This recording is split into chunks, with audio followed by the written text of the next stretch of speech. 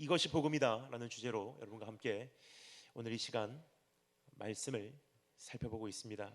어제 저녁부터 시작한 두 번의 집회, 어제 저녁에는 나로 하여금 참된 복음을 맞이하는 그 길목 가운데 장애물이 되는 그 한 가지, 나라는 사실을 우리가 깨닫게 되었고요. 이제는 내 안에 싹트기 시작한 그 불신의 장벽을 넘어 이젠 주님 품으로 달려 들어가기를 원하는 그러한 새로운 소망이 어제 시간을 통해서 우리 안에 회복되기 시작했는 줄 믿습니다. 어제 시편 23편 말씀이었죠. 여호와는 나의 목자 되시니 내가 부족함이 없으리로다. 왜 부족함이 없는지, 그것은 문제 해결이 되었기 때문에도 아니요, 기도 응답이 되었기 때문에도 아니요, 어떤 현실이 변화되었기 때문에가 아니라 그분께서 내 삶에 오셔서 행하시는 세 가지 사역이 있기 때문이라는 사실을 우리가 알게 되었습니다. 그분께서 우리의 삶 속에 임하실 때, 목자 되신 그분께서 내 삶 속에 펼치시는 첫 번째 사역은 나를 인도하시고, 두 번째 나와 함께 하시고, 그리고 세 번째 나를 채우신다는 사실을 우리가 보게 되었습니다. 오늘 이 시간은 어제 그 말씀을 딛고 한 걸음 더 나아가서 이제는 우리가 그냥 업신 여기는 싸구려 복음이 아니라 이제는 주님을 내가 정말로 소유하기 위해서 어떻게 하여야 하나,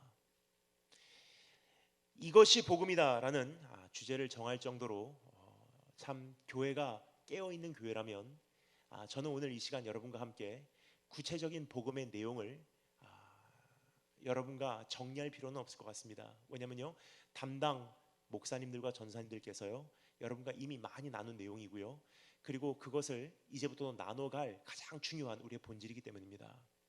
하지만 오늘 밤 이 말씀을 통해서 우리가 듣기를 원하는 것은 바로 이것입니다. 그 복음을 우리가 받아들이는 가운데 나에게도 요구되는, 하나님께서 우리에게 요구하시는 바 된 나의 반응이 있다는 것입니다. 온전한 복음을 받아들이기 위한 반응, 주님과 함께하기 위한 나의 결단.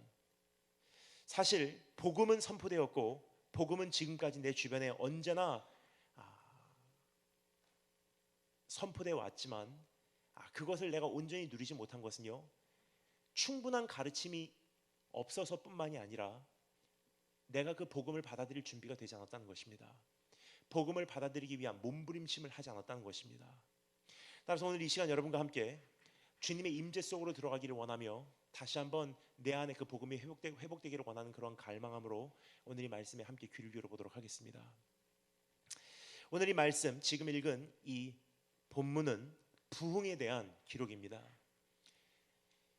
참된 회복에 대한 기록입니다. 참된 치유에 대한 그림입니다.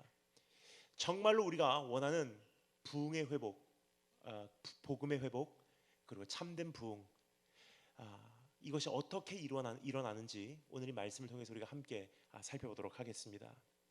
오늘 이 말씀을 통해서 주님께서 우리를 이렇게 초대하고 계십니다. 내가 너를 만나기를 원한다. 그럼 복음이라는 것은요, 어떤 뜬구름 잡는 그러한 막연한 사상이 아닙니다. 복음은 주님을 만나는 것에서부터 출발을 합니다. 정말로 주님을 만나면 우리는 그분을 아름답게 여길 것이고 그분을 흠모하게 될 것이며 우리는 그분을 사랑할 수밖에 없게 되기 때문입니다. 따라서 여러분, 복음이라는 것은요, 주님을 유용하게 여기는 신앙이 아니라 주님을 아름답게 여기는 신앙이라고 정리하셔도 정확하다고 생각을 합니다. 주님을 유용하게 여기는 신앙이라는 것은요, 내가 이분을 통해서 무엇을 얻을까? 이분을 통해서 기도 응답받고, 이분을 통해서 문제 해결받고, 이분을 통해서 진로 문제 해결되고, 주님이라는 분은 나에게는 유용한 존재로 여겨지고 있는지, 혹은 그분은 나의 아름다운 존재인가? 나에게 어떠한 특별히 현실의 변화가 없다 할지라도, 문제 해결이 즉각적으로 없다 할지라도 그냥 그분이 좋은 것을 어떻게 합니까? 그분을 얻기 위해서는 내가 무엇이든 내려놓을 수 있습니다라는 고백이 부흥의 소유자들의, 복음의 소유자들의 고백이 아닌가 생각이 됩니다. 따라서 여러분, 그분을 유용하게 여기는 것이 아니라 아름답게 여기기를 원하신다면요, 그분을 만나야 돼요. 조금 전에 말씀드렸듯이 이미 복음이 충분히 여러분에게 선포되어 왔고요, 그리고 이제부터도 담당 목사님들과 전도사님들을 통해서 끊임없이 선포돼 갈 것입니다. 하지만 나로 하여금 그 복음을 누리지 못하게 하는 것은요, 메시지가 없어서가 아니에요. 내가 그것을 받아들이지 않았기 때문입니다. 자, 그렇다면 오늘 성경이 말하고 있는 그 엄격한 부르심, 복음을 받아들이기 위한 우리에게 요구된 한 가지 반응, 우리 함께 살펴보기 위해서 다음과 같은 네 가지로 나누어서 이 말씀에 다가가기를 원합니다.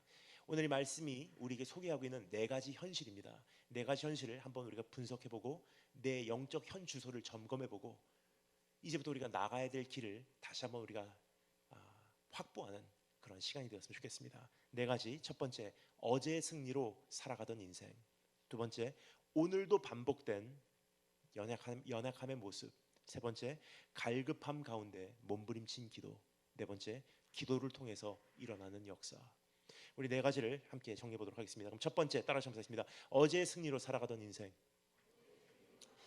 예, 오늘은 처음부터 중고등부 정도 되는 목소리입니다. 우리 조금 더 청년답게 다시 한번 크게 따라서 하겠습니다. 어제의 승리로 살아가던 인생.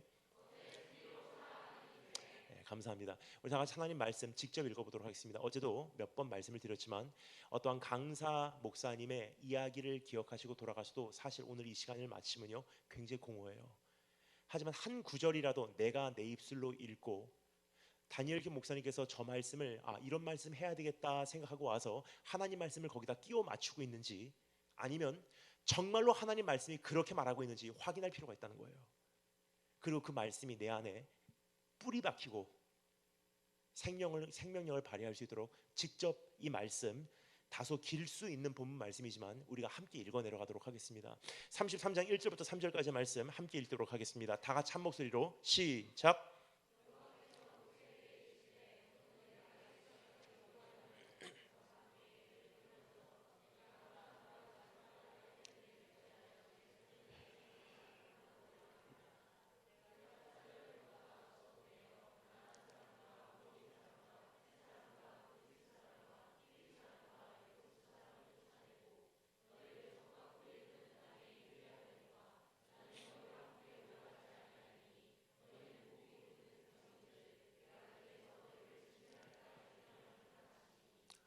아멘. 한 가지 질문을 여러분께 여쭤보고 싶습니다. 오늘 말씀을 우리가 더 살펴보기 전에 내 자신이 한 번 답하지 않으면 안 되는 질문입니다. 여러분 정말로 주님 만나시기를 원하십니까? 라는 질문인데요. 답을 소리내어 하지 않으시기를 바랍니다. 왜냐면요 여러분께서 오늘 쉽게 대답할 만한 질문이 아니라는 거예요. 내 가슴에 한번 주님 앞에서 묵상할 만한 질문입니다. 정말로 주님을 만나시기를 원하십니까? 우리가 너무나 익숙하게 주님을 만나기를 원한다고 고백은 해도요 제가 가만히 사역을 하면서 지켜본 결과 제가 내린 결론입니다. 사실은 우리 안에 깊은 곳에서는요 주님을 만나기를 원치 않고 있다는 거예요. 따라서 이미 만날 수 있는 통로가 제공되었음에도 불구하고 못 만나고 있다는 것입니다. 주님 오시는 그날에는요 한 가지 기준으로 주님께서 심판하신다고 주님께서 말씀하십니다. 진짜냐 가짜냐. 성경에서 이렇게 말합니다. 알곡이냐 쭉정이냐, 곡식이냐 가라지냐, 양이냐 염소냐, 산자냐 죽은 자냐. 그것은 다른 말로 표현해 볼까요? 진짜로 주님 만난 적이 있냐, 아니면 만난 척하고 평생을 기독교라는 종교를 섬기면서 살았냐. 그래서 여러분 주님 나라 가면요 정말로 주님을 만났던 사람들만 천국에 모일 것입니다. 그래서 오늘 이 시간 여러분에게 다시 한번 질문을 드립니다. 정말로 주님 만나시기를 원하십니까? 정말로 주님을 만나시기를 원하신다면요 오늘 이 말씀을 함께 우리가 귀를 기울여 들어보도록 하겠습니다. 나를 만나시기를 원하시는 주님께 돌아가기 위한 첫 걸음은 주님 없이 살아온 나의 인생을 이제는 정확하게 목격하고 그 공허함을 뼈저리 깨닫고 그분의 임재를 간절히 원하기 시작하는 그러한 과정이 반드시 요구가 된다는 것입니다. 즉 어제의 승리로 여태까지 살아온 나의 인생의 현실을 인정하고 그것으로 인해 가슴 아파하고 이제는 그분 없이는 살지 않겠노라고 결단하고 또 결단하는 과정이 우리에게 요구가 된다는 거예요.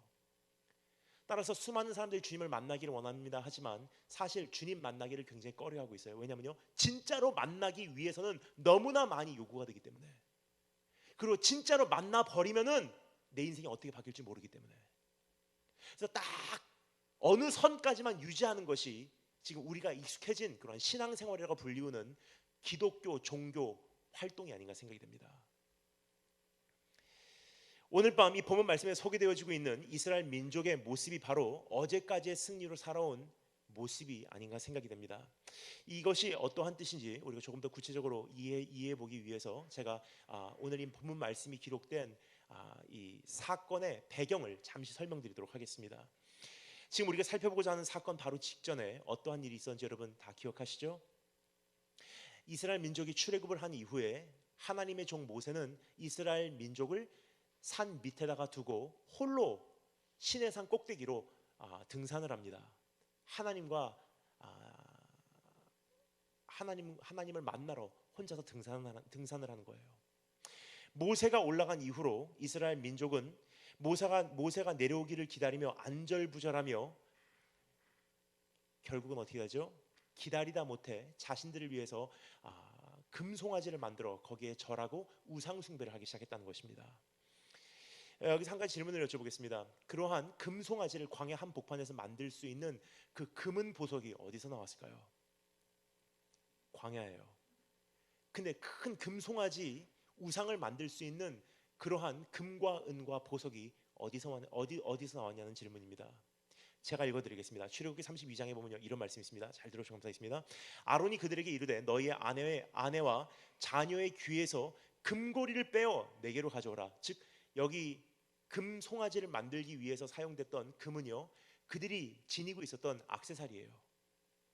모든 백성이 그 귀에서 금고리를 빼어 아론에게 가져가매 아론이 그들의 손에서 금고리를 받아 부어서 조각칼로 새겨 송아지 형상을 만드니 그들에게 말하되 이스라엘아 이는 너희를 애굽 땅에서 인도하여 낸 너희의 신이로다 하는지라.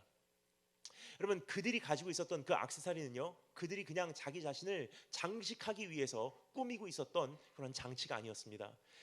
그러한 금은 보석이 어디서 나왔는지 제가 설명을 드리도록 하겠습니다. 출애굽기 11장에 보면요 그 금은 보석의 정체에 대해서 이렇게 정리해주고 있습니다.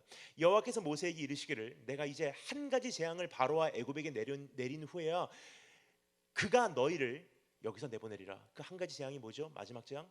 장자를 내려치는 재앙이에요. 그 후로는 바로와 애굽이 너희를 이곳에서 내보내리라. 그가 너희를 내보낼 때에는 여기서 반드시 다 쫓아내리니 백성에게 말하여 사람들에게 각기 이웃에게 은금 패물을 구하게 하라 하시더니 출애굽기 12장 말씀 이스라엘 자손이 모세의 말대로 하여 애굽 사람에게 은금 패물과 의복을 구하매 여호와께서 애굽 사람들에게 이스라엘 백성에게 은혜를 입히게 하사 그들이 구하는 대로 주게 하심으로 그들이 애굽 사람의 물품을 취하였더라.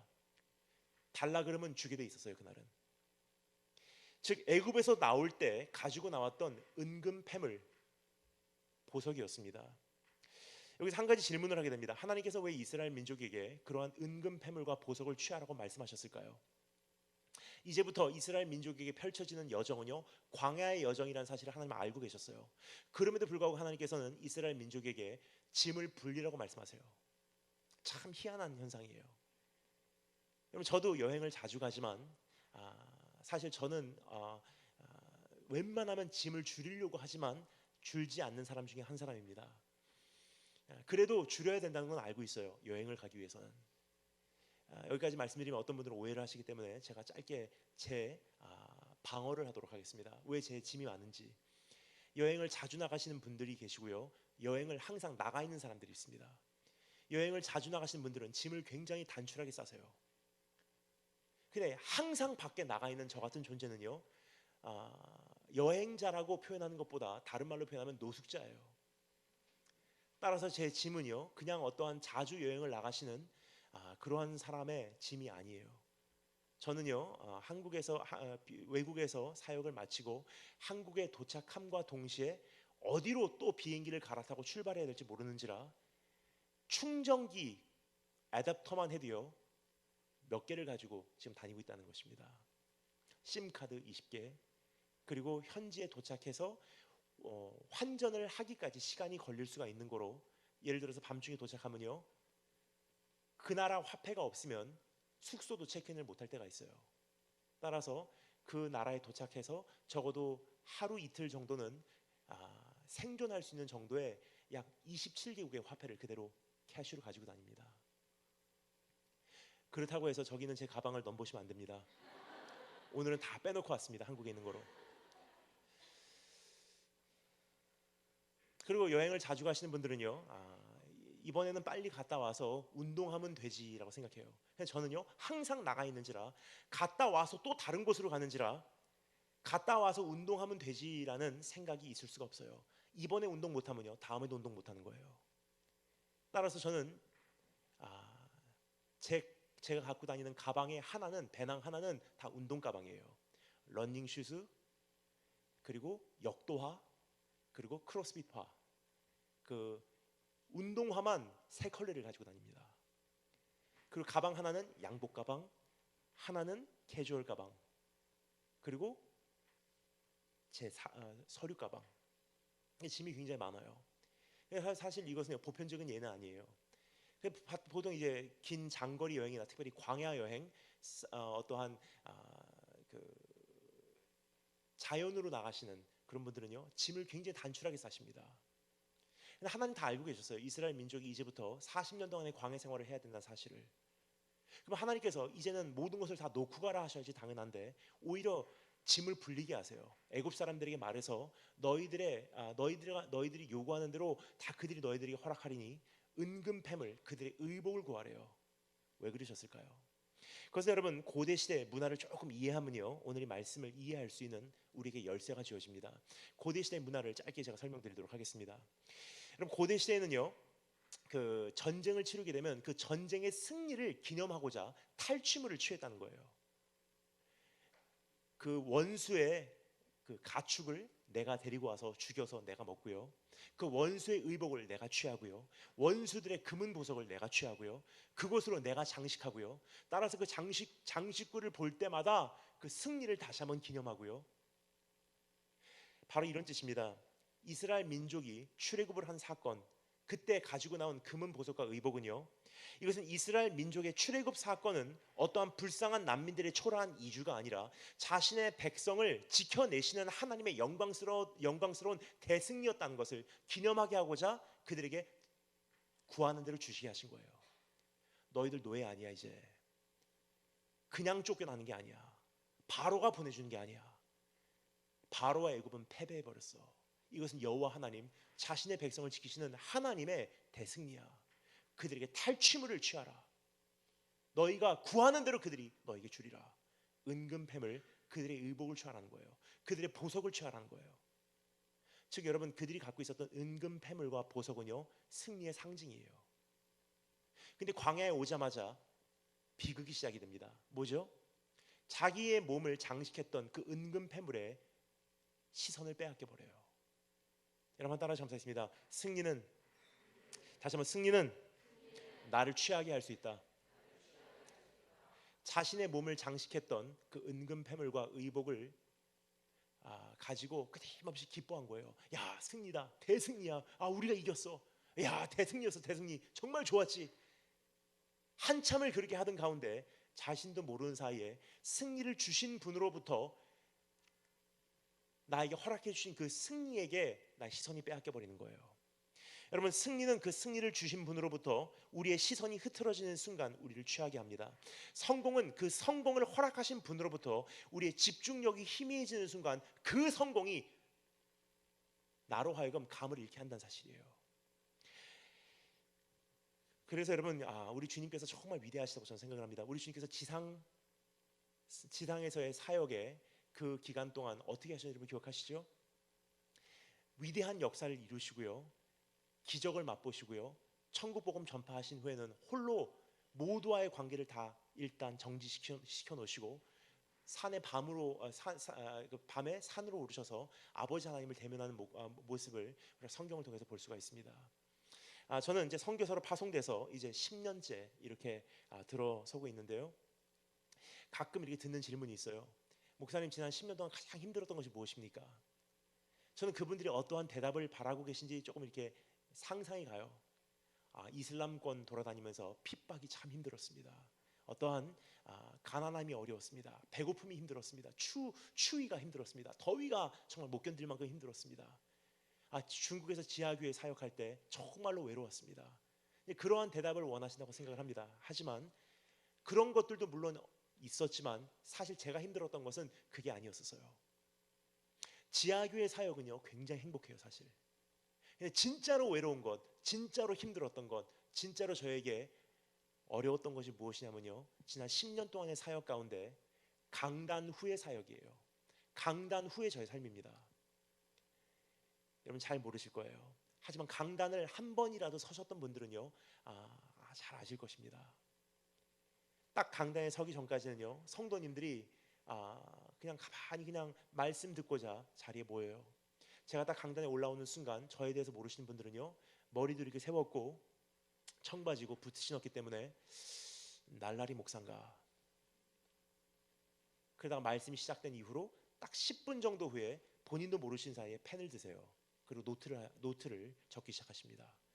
말씀이 시작한 이후로 딱 30분에서 35분 지나가면요, 본인도 모르신 사이에 펜을 내려놓으시고 앞으로 기울여서 말씀에 집중하기 시작해요. 그때 이후로 딱 20분 30분 지나잖아요. 강당 구석구석에서 훌쩍훌쩍하는 소리와 티슈 뽑는 소리와 손수건을 꺼내는 모습들이 목격이 됩니다. 그때부터 딱 20분쯤 지나면요, 영적 최절정에 도달하게 돼요. 마음이 뜨거워지고요, 그 예배당 안에 있는 그 영적 분위기가요 굉장히 뜨겁게 달구어져요. 그때 설교자는 얘기합니다. 우리 다 같이 머리 숙여 기도하겠습니다. 간절한 마음으로 회심하는 그러한 심정으로 머리를 숙이고 가슴 찢고 싶은 그러한 마음으로 주님을 찾게 됩니다. 그 순간 뒤에서 반주가 들려요. 그리고 찬양 한 곡 부르고요, 마음이 감성이 격해졌을 때 우리 다 같이 주님 앞에 다 같이 주님 앞에 우리 결단하며 기도하겠습니다. 주여 부르짖으면요, 회개하고 울고 가슴을 치고 무릎 꿇고 주님께 부르짖는 그 모습들이 얼마나 귀하게 보이는지 여러분은 안 보이시겠지만 저는 이 앞에서 다 보고 있어요. 여러분, 그 강단 위의 영광과 강단 위에서의 그 감격은요 사실 이루 말로 표현을 못합니다. 그럼 사람 몸에는 아드레날린이라는 그 화학 요소가 있죠. 그것은 나로 하여금 내 안에 있는 5대 감각을 극대화시켜서 그 영향력을 극대화함으로 그 주어진 상황을 잘 감당케 하는 내 몸 안에 있는 화학 물질이에요. 긴장하면 나오는 것이고 경직되면 나오는 것이, 어떠한 특별한 상황을 맞이하면 내 몸에 배출되는 것이 아드레날린이에요. 내 몸에 있는 그 5대 감각을 극대화시키는 거예요. 따라서 강단 위에 올라오기 전하고요, 강단 위에 올라온 후에는요, 제가 사용하는 그 5대 감각의 그 능력이 다르다는 거예요. 평소에 보이지 않는 것들이 보이기 시작해요. 맡아지지 않는 냄새가 맡아지기 시작하고요, 들리지 않는 소리들이 다 들리기 시작해요. 강단 위에 서 있으면요, 저분이 조시는구나, 저분이 딴 데 보시는구나, 저분이 핸드폰 체크하시는구나, 안 보는 것 같아도 다 보여요. 내 몸에 있는 5대 감각이 극대화된 거예요. 따라서 강단 위에 올라오면요, 지금 제 안에 뛰고 있는 이 심장의 맥박수가요, 강단 밑에서 뛰는 것보다 훨씬 빠르게 지금 진동을 하고 있습니다. 막 뛰고 있어요. 근데 그러한 열기가 여기서 막 일어날 때 강단 위에서 제 아드레날린으로 인해서 그 지금 예배의 그 엄청난 열기가요 제 안에 다 입력이 돼요. 정말 흥분되는 현실, 자극이 되는 이 광경, 감동이 있을 수밖에 없는 이러한 상황, 그렇죠? 근데 이것은 영원히 가지 않습니다. 예배는 끝나게 돼 있어요. 그리고 다 불 꺼지고요, 성도님들이 한 분 한 분 댁으로 돌아가세요. 저도 악수합니다. 안녕히 가십시오. 승리하십시오. 또 언젠가 뵙기를 원합니다. 담임 목사님께 인사를 드리고 또 언젠가 뵙기를 기약하고 저는 혼자 숙소로 돌아와요. 그때부터가 가장 힘든 현실이 시작이 돼요. 왜냐하면 제 몸은요 그 강단의 열기를 기억하고 있어요. 제 몸은요 강단에서 제가 목격한 그 자극되는 광경을 다 기억을 하고 있어요. 근데 제 주변은요 고요함밖에 남지 않는 거예요. 아무도 제 주변에 없어요. 그래서 제가 사역 초기에 10년 전에 이 사역을 시작하면서 하나님께 약속을 한 게 있어요. 밤에 사역을 마치고 픽업해서 저를 숙소에다가 데려다 주시면 오늘 밤은 숙소에 들어감과 동시에 내일 새벽 아침 해 뜨기까지 전 숙소에서 나오지 않겠습니다. 수많은 사역자들이 이 밤을 못 넘기는 거예요. 막 심장은 뛰고 있어요. 그 사역의 현장의 열기가 아직도 몸에 무르익어 있어요. 근데 성도님들은 안 보여요.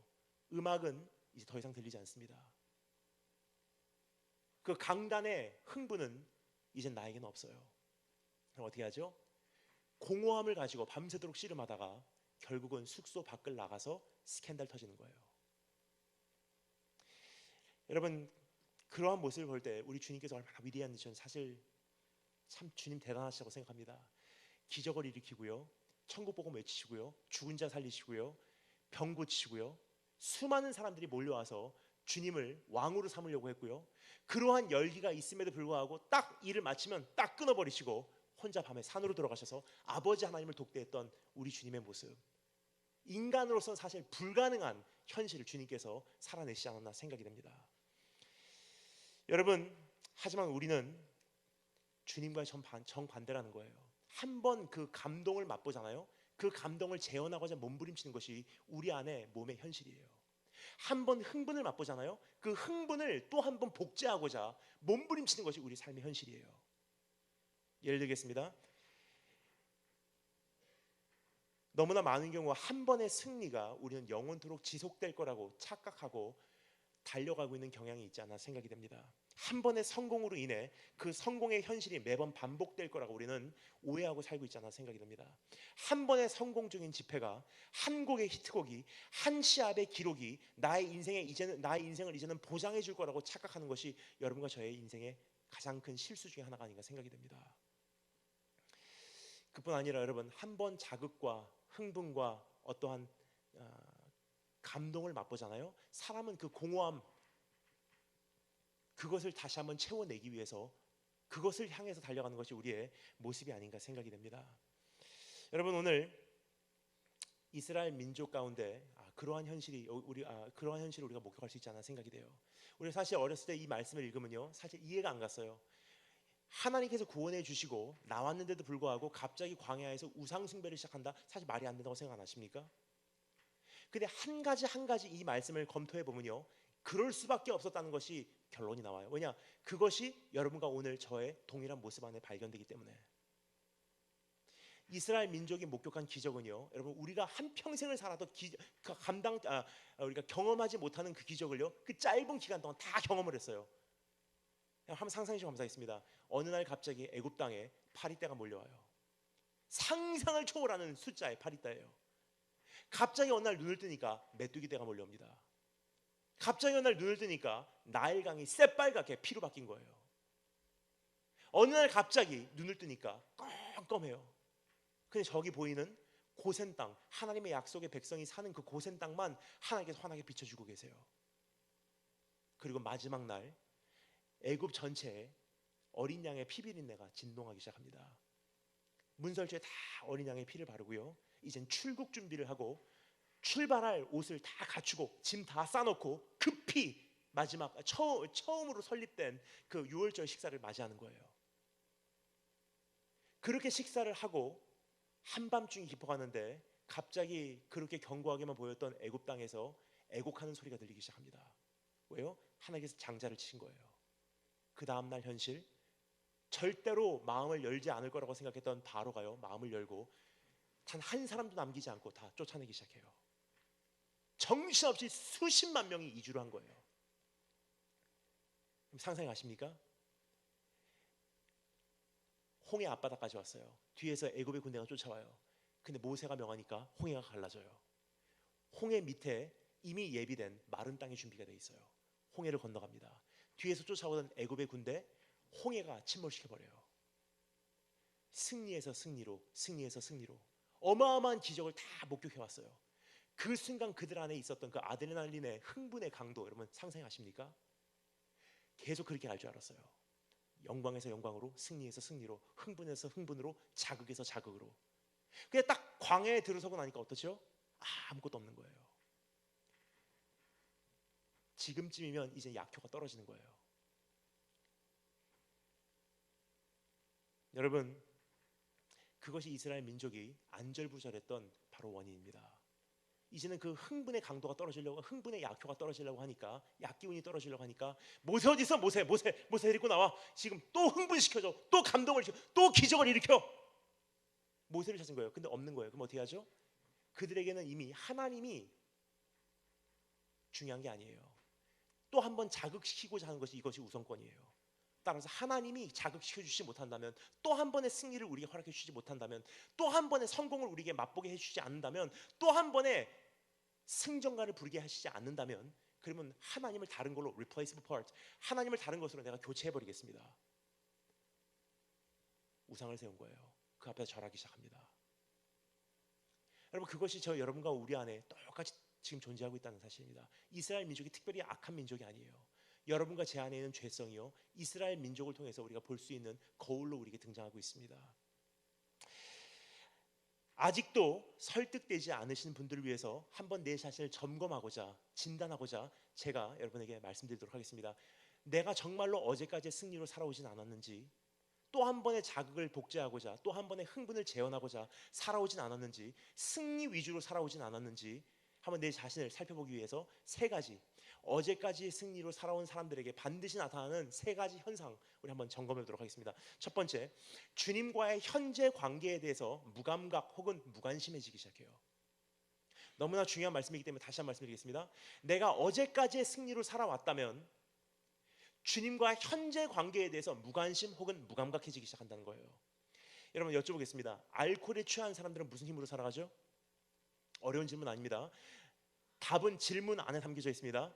알코올에 취한 사람들은 무슨 힘으로 살아가죠? 알코올의 힘. 마약에 취한 사람들은 무슨 힘으로 살아가죠? 마약의 힘. 성공에 취한 사람들은 무슨 힘으로 살아가죠? 성공이에요.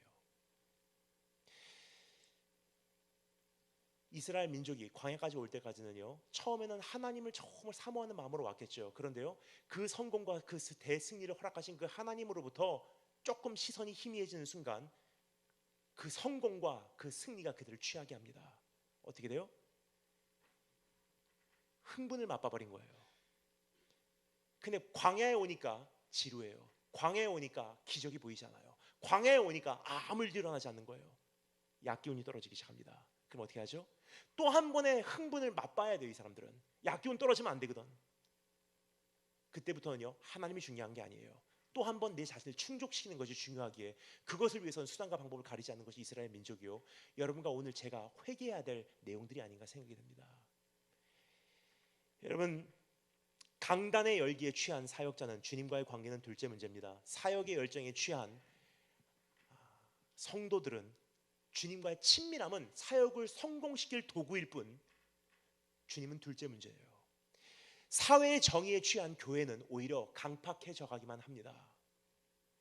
그리고 구제에 취한 주님의 백성들은 자기 의에 만족하고 주님을 보지 못하는 경우가 너무나 많다는 거예요. 우리는 주님에게 취하도록 만들어진 존재지요, 주님 외에 다른 것에 취하도록 만들어진 존재가 아니라는 거예요. 여러분 어떻습니까?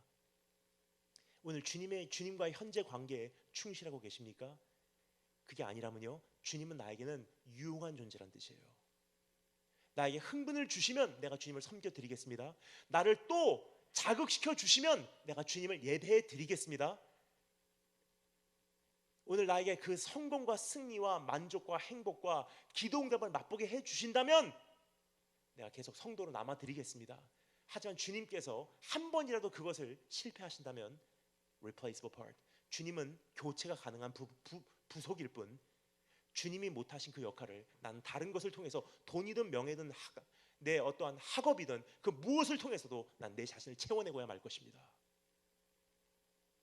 형태는 다르지만 이스라엘 민족이 그 금송아지 앞에 무릎 꿇은 그 원인과 우리가 지금 주님 앞에 우상숭배의 죄를 저지르고 있는 그 원인과 동일하다는 거예요. 두 번째, 내 자신 한번 정보해 보겠습니다. 내가 어제까지의 승리로 살아가고 있다면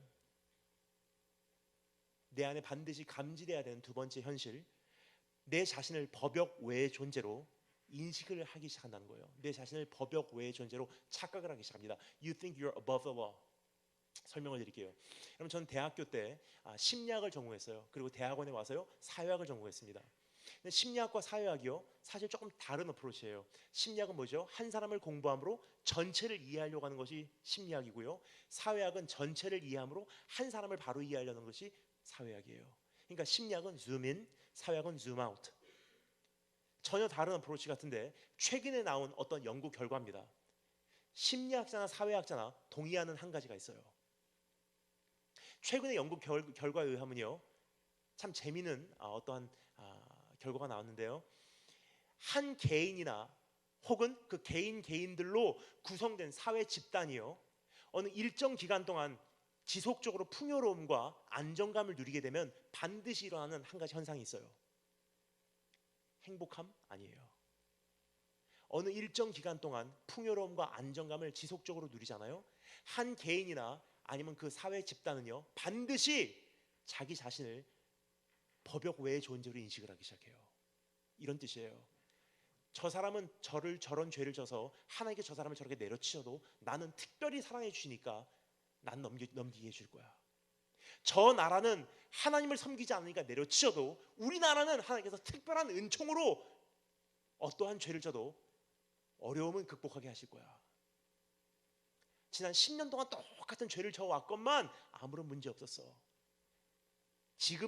이제부터라도 지금부터도 그 정도만 딱 유지하면 아무런 해가 없어. 뭐죠? 어제까지의 승리로 살아온 인생의 모습이에요. 내 자신을 법역 외의 존재로 인식하기 시작해요. 다른 사람에게는 하나님의 규례와 법도가 적용이 되도요, 나는 그것이 적용이 안 된다고 착각을 하기 시작한다는 거예요. 예를 들어서 여러분, 가끔 뉴스나 신문을 보면서 우리가 혀를 찰 때가 있어요.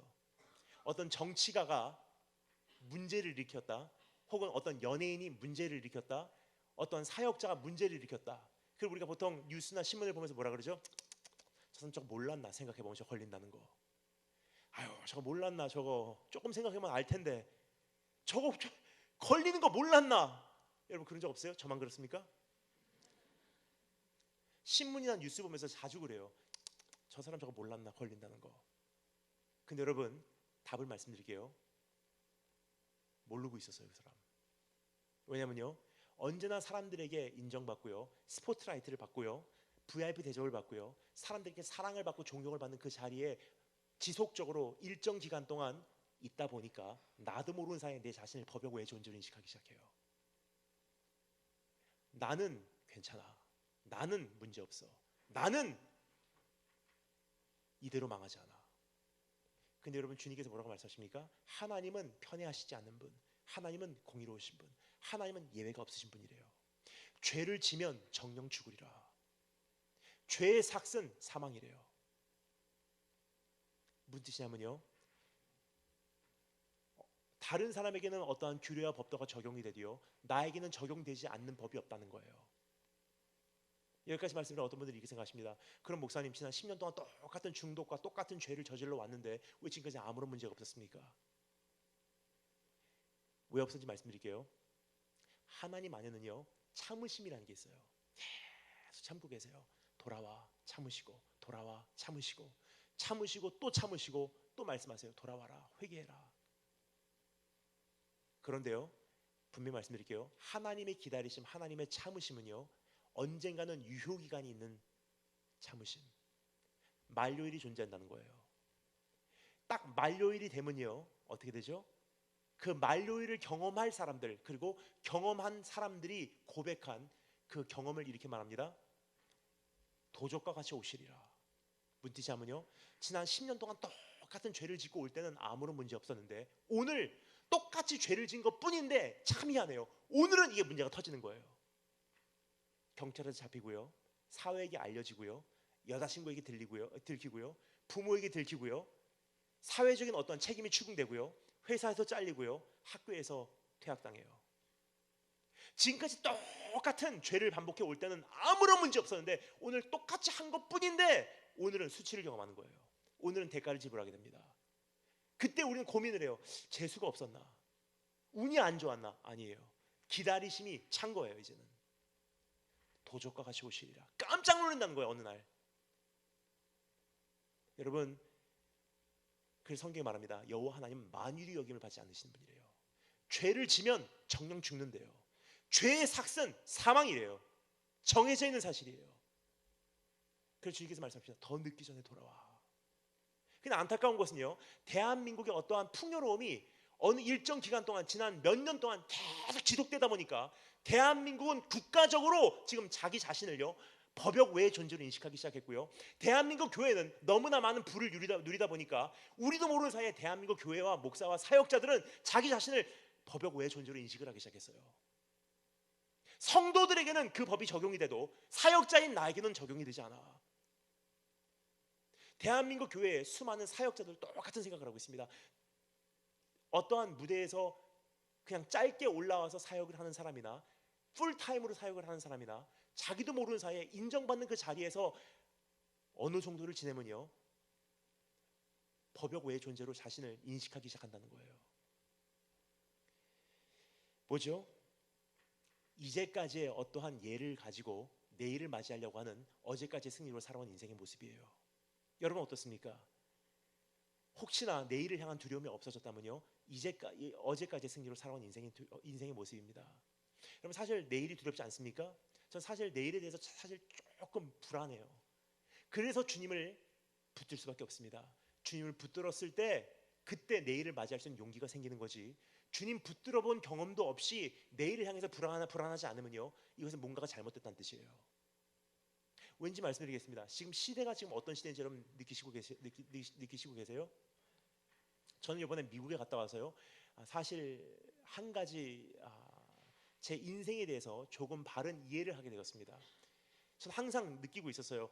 다니엘 김 선교사라는 이름으로 언제까지 강단에서 이런 사역을 할 수 있을까? 지금은요 인터넷 검색해보면 제 설교가 뜨고요, 지금은 이렇게 강단에서 공개적으로 마음껏 설교를 할 수 있어요. 근데 제 안에 깊은 곳에서는 저는 사실 알고 있는 것이 한 가지 있었어요. 언제까지나 이 사역은 할 것이 아니라는 거. 왜냐면요, 시간이 지나면 지날수록 핍박이 증가하고요, 시간이 지나면 지날수록 환란이 확장되는 거로 더 이상 강단에서 설교를 못하는 날이 온다는 거예요. 안 믿으세요? 1969년 중국에서 일어났었던 사회주의 혁명 여러분 기억하십니까? 1969년 전까지는요 중국은 한국보다도 더 대단한 기독교 국가였었어요. 여러분 그거 기억하세요? 우리나라는 월화수목금토일 하죠. 중국은요 얼마나 기독교 바탕이 뚜렷했냐면 지금까지도 중국은 월화수목금토일을 리바이산 뭐냐면요 예배 후 1일, 예배 후 2일, 예배 후 3일, 주일을 리바이티엔 예배일이에요. 지금까지도 그렇게 부르고 있어요. 그만큼 중국의 문화가 기독교에 젖어들었다는 것을 알려주고 있는 한 가지 현실이 아닌가 생각이 됩니다. 그런데요 1969년에 사회주의 혁명이 딱 일어나자마자 어떻게 됐죠? 그 마을에 있는 모든 성경 다 가지고 와서요 가솔린 붓고 불 붙여버렸어요. 핍박이 시작됩니다. 목사들 다 죽임당했고요, 투옥됐어요. 근데 여러분 이것이 중국의 현실로 끝날 거라고 생각하십니까? 아니에요. 마태복음 24장, 마가복음 13장, 누가복음 17장, 21장에서 뭐라고 말하죠? 시간이 가면 갈수록 환란이야. 핍박은 증가하고 거짓 그리스도들과 거짓 선지자들이 더 많이 나타나게 돼 있어. 기근이 심해질 것이고 지진이 심해지게 돼 있어. 사랑은 식어오고 사람들은 조급하게 돼 있어. 너희가 세상에서 환란을 당하나 담대하라. 이것이 내일 우리가 바라보고 있는 내일의 현실입니다. 따라서 언제까지나 제가 여기서 이렇게 설교할 수 있다고 생각을 안 해요. 제 생각에는 나이 한 60, 70까지는 할 수 있지 않을까 생각을 했어요. 근데 여러분 몇 개월 전에 제가 미국 사역을 다녀와서 아니구나, 미국이 지금 돌아가는 현실들이나 지금 IS 이슬람 과격분자들이 움직이는 그 움직임을 바라볼 때 성경에 나와 있는 얘기는 아닙니다. 어떠한 자료가 있어서 말씀드린 게 아니에요. 온 세계를 다니면서 제가 느낀 바예요. 다니엘 김 선교사라는 이름으로 이렇게 공개 사역을 할 수 있는 기간이요, 제 솔직한 생각은 제가 느끼기로는 지금부터 길어봐야 10년이에요. 경제적으로 교회가 굉장히 힘들어지고 있고요, 성도들이 지금 경제적으로 굉장히 큰 어려움들을 당하고 있는 게 보편적인 현실이에요. 그럼 여러분 이제는 외부 강사 1년에 5번 초빙할 수 있었던 것도 이제부터 시간이 지나면 지날수록 3번, 2번, 1번으로 줄어요. 그뿐입니까? 지금 미국에서 일어난 사건들 여러분 아십니까? 그냥 총기 사건이 학교에서 일어난 사건들이 아니에요. 이제는 예배를 드리고 있는데 뒤에서 들어와서 예배 드리는 사람들 뒤에서 쏘는 거예요. 무차별로. 최근에 오하이오 주에서 통과된 법입니다. 제가 이번에 경찰 목사님 친구를 만나서 깜짝 놀랐어요. 이 법이 통과가 됐대요. 드디어 미국 오하이오 주에서는요, 그러한 사건을 방지하고자 경찰 목사님들은요, 주일날 설교할 때 강단에 설교하러 올라오면서 권총을 끼고 올라오게 되겠어요.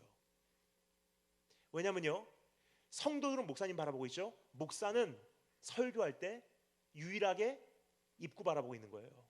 어떤 사람이 들어와서 총 갖고 들어와서 낌새가 이상하면요, 성도들이 난 차라리 주님을 위해서 죽겠습니다 하는 것은 본인들의 선택이겠지만, 목자의 입장에서는 생명에서 죽음으로 넘어가는 그 길목 가운데 마지막 수비망이 목사라는 거예요.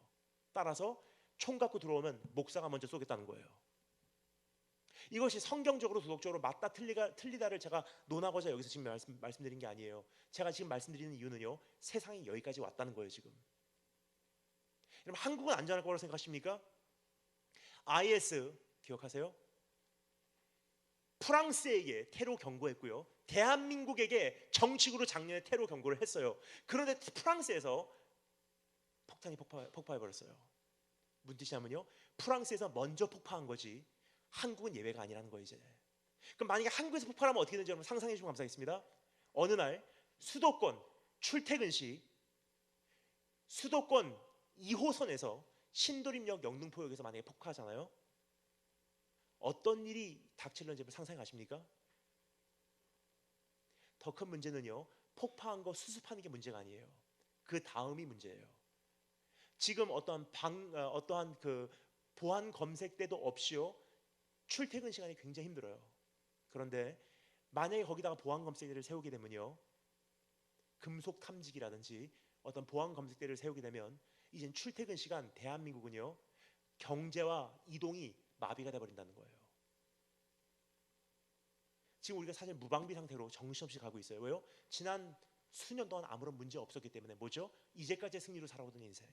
이렇게만 하면 돼, 최소한만 유지하면 돼, 아무런 문제 없었어. 이 일본은 하나님께서 치시지만 우리나라는 아무런 문제 없어.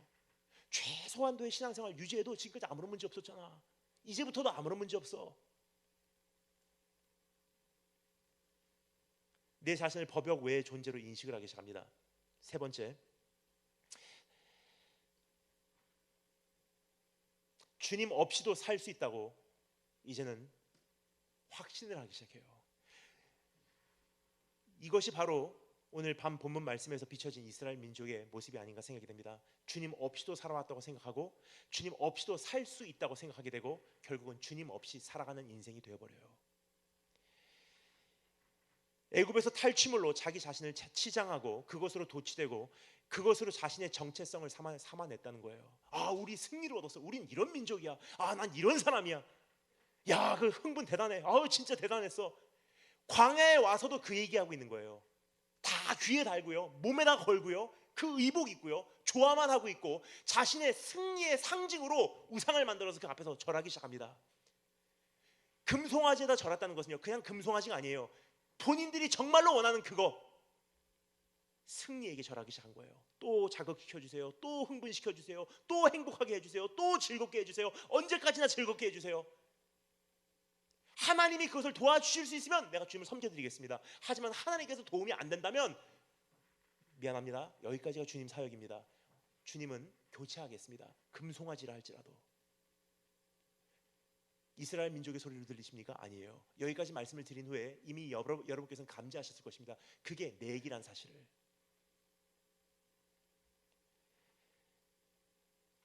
그래서 성경이 말합니다. 오늘 본 말씀이 이렇게 되죠. 백성이 모세가 산에서 내려옴이 더딤을 보고, 더디게 느껴졌다는 것은요, 그 안에 어떠한 이 정도면 돌아와야지 하는 기준이 있었다는 거예요. 그 기준, 그 선을 넘어가는 순간 더디게 느껴지기 때문에. 그 선이 뭐죠? 약기운이 떨어지는 것, 승리의 감격이 이제는 떨어져 나가는 것.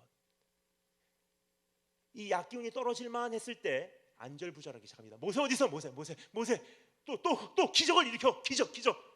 모세가 안 보이는 거예요. 백성이 모세가 산에서 내려옴이 더딤을 보고 모여 백성이 아론에게 말하여 이르되, 일어나라, 우리를 위하여 우리를 인도할 신을 만들라. 이 모세, 우리를 애굽 땅에서 인도하는 그 사람은 어찌 되었는지 우리가 알지 못함이라.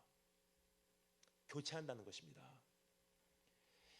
이미 승리에 취해버린 이스라엘 민족은 상황 판단 능력을 상실하고 결국은 금송아지를 만들고 거기다가 절하게 되는 무서운 죄를 하나님 앞에 저지르게 됩니다. 여러분, 오늘 이스라엘 민족을 통해서 누구의 모습을 보는 것이 아니라 내 모습이 이미 발견되었기를 주님의 이름으로 축원합니다. 그러한 모습인 우리에게, 그러한 모습이었던 이스라엘 민족에게 주님께서 뭐라고 반응하시는지 제가 읽어드리겠습니다. 잘 들으셨습니다. 지금 읽은 이 본 말씀이에요. 제가 만들어내는 거 아니니까 지금은 제 말씀을 잘 들으시면 감사하겠습니다. 그러한 이스라엘 민족에게 하나님께서 말씀하시는 반응이에요. 여호와께서 모세에게 이르시되 너는 내가 애굽 땅에서 인도하여는 이스라엘 민족과 함께 여기를 떠나서 내가 아브라함과 이삭과 야곱에게 맹세하여 내 자손에게 주기로 한 그 땅으로 올라가라. 약속의 땅으로 가라는 거예요. 내가 사자를 너보다 앞서 보내요. 가나안 사람과 아모리 사람과 헷 사람과 브리스 사람과 히위 사람, 이 모든 원수들을 다 물리쳐 주고 너희를 젖과 꿀이 흐르는 그 땅에 이르게 하려니와 나는 너희와 함께 올라가지 아니하리라. 기가 막힌 충격적인 말씀이에요. 무슨 뜻이냐면요, 너희가 정말 원하는 거 승리지, 네가 정말로 원하는 거 기도 응답이지, 네가 정말로 원하는 거 취업이지, 네가 정말로 원하는 거 기쁨이지, 감격이지, 흥분이지, 그 자극이지, 다 줄게. 거기에 필요한 모든 자원 다 공급해 줄게. 네가 원하는 그 자리에 도달하기 위한 모든 거 다 뒤에서 지원해 줄게. 하지만 난 안 가. 왜냐하면 네가 원하는 것은 그거였지 내가 아니었기 때문에. 만약에 하나님께서 여러분에게 그렇게 물어보시면 여러분 뭐라고 대답하실래요? 주님 감사합니다. 먼저 올려보내주세요. 그리고 언제든지 마음이 바뀌시면 우리를 찾아와 주시기를 원합니다. 우리는 언제든지 주님을 웰컴하겠습니다. 언제든지 생각해보시고 오세요. 일단 먼저 올라가겠습니다. See you later. 그렇게 하실래요? 아니잖아요. 지금 적어도 웃으시는 것은요, 아니라는 건 알기 때문이에요. 왜냐? 정답은 다 잘 알고 있어요. 뭐라고 말하죠? 나는 주님이 없으면 차라리 안 가겠습니다. 난 주님이 계신 곳이 나에게는 약속의 땅입니다. 참 기가 막힌 고백은 다 잘해요. 그런데요, 자, 솔직히 말씀드릴게요. 우리 현실은 지금 그렇지 않다는 거예요. 왠지 말씀드리겠습니다. 지금 강단 위에서 선포되는 말씀과 그것에 반응하는 성도들의 모습만 봐도요, 내 안은 그게 아니라는 것을 알 수 있어요. 강단에서 선포되는 수많은 말씀, 강단에서 그 말씀이 수많은 경우에 선포된다는 것은요, 성도들도 그 말씀을 호응하고 좋아한다는 뜻이에요. 따라서 목사만 잘못된 것이 아닙니다. 성도들도 똑같이 심판받을 것입니다. 그러면 수많은 말씀들의 내용이 뭔지 제가 여러분에게 조금 기억을 되살아나도록 말씀드리도록 하겠습니다. 지금 이 교회를 향해서 말씀드리는 것은 아닙니다. 넓게 한번 이 시대를 여러분 한번 생각해 주시면 감사하겠습니다. 지금 우리가 좋아하는 말씀들이 뭔지, 지금 내가 익숙해진 말씀들이 뭔지, 지금 대한민국 교회에서 온 세계에서 떠들어가고 있는 그 말씀이 무엇인지 한번 생각해 주시면 감사하겠습니다. 어떤 말씀들이 있죠? 성공하는 사람들의 7가지 습관 뭐죠? 주님 오시지 않아도 된다는 거예요. 7가지 습관, 노하우 가르쳐 주시면 먼저 가겠습니다. 성공을 내가 성취하겠습니다. 주님 오시지 않아도 괜찮습니다. 주님 임재 없어도 괜찮습니다. 주님과의 교제 깨져도 괜찮습니다. 노하우 가르쳐 달라는 거예요. 7가지 습관. 어떤 사람이 어떤 사람이 와서 간증하잖아요. 다 노트 적어요. 저렇게 성공하는구나, 저렇게 희생하는구나, 저렇게 했더니 저렇게 하나님께서 주시는구나. 그걸 가지고 내 인생에 그대로 적용하면요, 똑같은 성공이 복제될 거라고 착각을 하고 있어요. 뭐죠? 어제까지 승리로 살아온 인생의 모습이에요. 영향력 있는 사역을 하기 위한 3가지 방법. 사역자들이 가장 듣기 좋아하는 말씀이에요. 산속에 들어가서 소나무 하나 뽑을 심정으로 주님과 씨름하다가 성령 받고 거듭나서 주님의 임재를 통해서 사역하러 달려드는 것이 아니라 다른 성공한 예들을 가지고요, 똑같이 벤치마킹해서 내 삶에 적용하면 성공은 얻을 수 있겠지. 뭐죠? 어제까지 승리로 살아온 인생의 모습이에요. 하나님의 물질을 잘 관리하는 재정관리법. 저렇게 했더니 저렇게 부자가 된대. 그럼 나도 그것을 그대로 가지고 와서 그 간증을 나에게 그대로 적용을 하면 나도 똑같이 성공할 수 있어. 뭐죠? 주님의 임재 둘째 문제입니다. 주님과의 관계 둘째 문제입니다. 내가 주님을 오늘 매일매일 주님 앞에 매달려서 주님을 찾고 새롭게 만나는 거 둘째 문제입니다. 관리법 가르쳐 달라는 거예요. 노하우. 주님 오시지 않아도 되니까 자원 공급해 달라는 거예요. 축복을 얻기 위한 5가지 단계. 여러분 사실 밤새도록 이야기할 수 있어요. 어떻게 성공하는가, 어떻게 행복해질 수 있는가, 어떻게 해야지 행복한 가정을 꾸밀 수 있는가, 어떻게 해야지 좋은 아버지가 될 수 있는가, 노하우, 노하우, 노하우, 테크닉, 프로그램, 이벤트. 주님의 임재 어디 갔습니까? 성도가 언제 마지막으로 산속에 들어가서 주님 만난다고 들어가서 씨름하며 주님의 임재 얻고 나왔습니까? 복음에 대해서 알기를 원하고요, 복음에 대해서 이야기하기를 좋아해도요, 그 복음의 주인공이신 그분을 만나기 위해서 우리가 들어가서 그분을 만나기까지 씨름하는 사람들은 최근에 많이 없어요. 그래서 오늘 이 시간 제가 여러분께 말씀드리기를 원하는 것은요, 더 이상 지식적으로 클 필요가 없어요. 이제는 결단이 필요한 거예요. 따라서 오늘 이 말씀 전하기 전에 제가 여러분께 도전의 질문을 드렸습니다. 정말로 만나시기를 원하시냐는 거예요. 만나시기를 원하시면 이미 성경에 어떻게 만나는지 다 기록이 돼 있어요. 근데 사실상 알면서도 불구하고 우리는 그것을 하기 싫어해요. 결론입니다. 나는 깊은 곳에서는요, 사실 주님을 만나기를 원하지 않고 있어요. 여러분, 오늘 주님 앞에 다시 한번 우리가 내 양심적으로 고백하기를 원합니다. 내가 정말로 주님을 만나기를 원하는지, 주님을 정말로 만나기를 원한다면요, 이제 노하우 내려놓으십시오. 테크닉 내려놓으십시오. 어떠한 사람들의 성공감 내려놓으십시오. 어떤 사람들의 어떤 간증 내려놓으십시오. 이제 주님의 임재 구해야 될 때예요. 주님과 교제가 회복돼야 될 때예요. 주의 영광이 돌아와야 될 때예요. 여러분, 한 가지 정말 중요한 질문을 여러분에게 여쭤보겠습니다. 오늘 이 질문을 우리가 쉽게 답할 수가 없는 질문인 거로 이 질문도 여러분께서 그냥 삼키시면 좋을 것 같습니다. 그냥 삼키세요. 주님께서 정말로 이 예배 가운데 계신 거 맞습니까? 정말로 우리 교회와 아직도 함께 하시는 거 맞습니까? 정말로 내 삶 속에 아직도 임재하시고 계신 거 맞습니까? 아유, 당연히 계시죠. 여쭤보겠습니다. 뭘 근거로 여러분 그렇게 생각하세요? 사실 함께 계신지도 함께 계시지 않으신지도, 아직도 함께 하시는지도, 아니면 언제 이미 떠나셨는지도 우리가 생각해볼 겨를도 없이 정신없이 달려온 것이 여러분과 제가 아닙니까? 예배의 콘티가 그대로 진행이 되기에 주님께서 계시다고 착각을 하고 계십니까? 찬양도 있었고, 몇 분 동안 말씀도 있었고, 몇 분 동안 기도회도 있었고, 이대로 진행이 되고 성공적으로 끝났으니 아, 주님은 계셨겠지. 뭐죠? 어제까지의 승리로 살아오던 인생이에요. 뭐를 근거로 주님께서 나와 아직도 함께 계시다고 확신하고 계십니까? 그 확신이 없는데 왜 예배드리고 있냐는 거예요. 혹시나 떠나셨을지도 있다는 것을 제가 한 가지 말씀드릴게요. 주일 새벽까지 내가 어디서 뭐 하고 있는지 주님은 아세요. 나도 알아요. 사람들은 모를 수 있어도. 어떤 말을 하고 한 주를 지냈는지 사람들은 몰라도 난 알고 있어요. 어디에 관심을 가졌는지, 난 어떠한 시선을, 내 시선은 무엇을 향했는지, 지금까지도 내 삶 속에서 벗겨지지 않는 그 중독의 죄성은 무엇인지, 아직까지도 어떠한 죄의 계획을 세우고 있는지, 이것만은 내 삶 속에서 적어도 없어지지 않는 죄성이라고 내가 스스로 납득하고 있는지, 사람은 몰라도요, 나하고 주님은 사실 다 알고 있어요. 똑같은 죄를 반복해와서 10년, 주일 새벽까지 그 자리에서 죄를 졌음에도 불구하고 주일날 오전에 예배 와서, 주일날 오후에 예배 와서 찬양을 드리는데 내 마음에 가슴 찢고 싶은 마음이 없다는 것은요, 그 예배 가운데 주님 안 계시다는 뜻이에요. 다시 여쭤보겠습니다. 주님 계신 거 맞습니까? 안 계시다면 왜 예배를 드리냐는 거예요. 정말로 주님을 이젠 정말 바로 섬기기를 원하신다면요, 이제 어떤 형태적인 노하우, 테크닉, 이벤트, 프로그램 내려놔야 될 때예요. 주님께서 우리를 부르시는 음성은요, 만나러 오라는 거예요. 이제는 임재가 회복되지 않는 한, 주님께서 다시 한번 주의 얼굴을 우리에게 비춰주시지 않는 한, 주님의 함께 하심이 우리 안에 회복되지 않는 한 모든 것이 헛되고 헛된 것뿐입니다. 여러분, 한 가지만 제가 경고를 드리고 주의를 드리고 다음을 살펴보도록 하겠습니다. 그건 뭐냐면요, 여기까지 말씀드리면 어떤 분들은 이렇게 생각하세요. 사역 잘 되고 있는데, 내 인생에 아무런 문제 없는데. 주님께서 뭐라고 말씀하시죠? 내가 너보다 나의 사자를 앞서 보내요. 모든 그 헷 족속과 가나안 족속과 히위 족속 다 몰아내리라.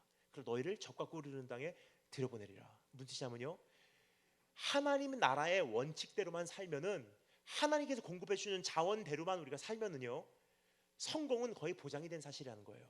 주님은 안 계셔도. 예를 들어서 이스라엘에 가잖아요. 아직도 신명기에 기록되어 있는 식사요법을 그대로 준행하고 있어요.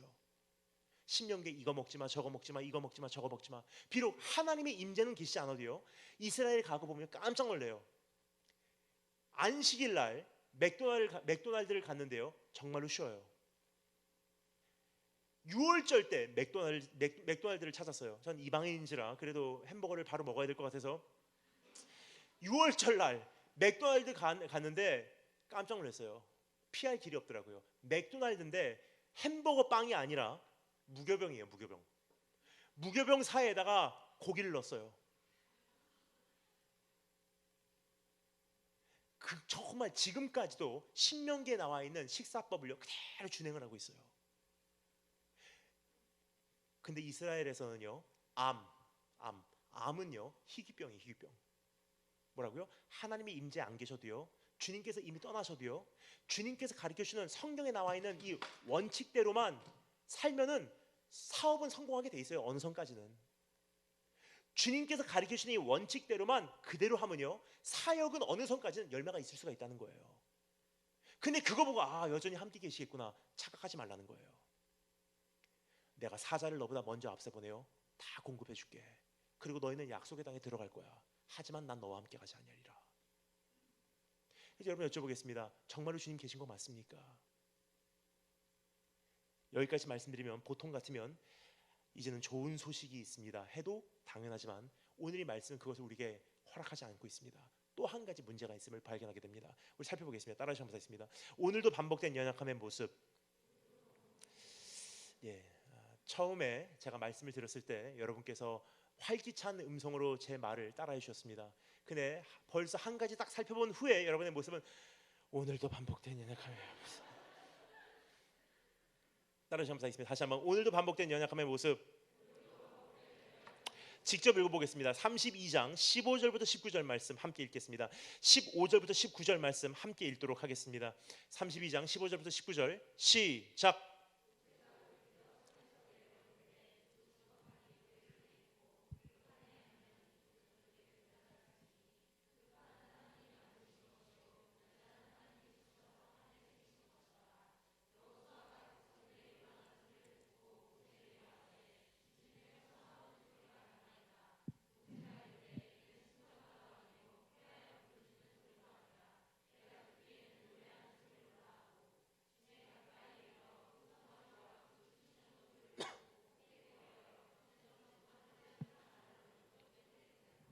아멘.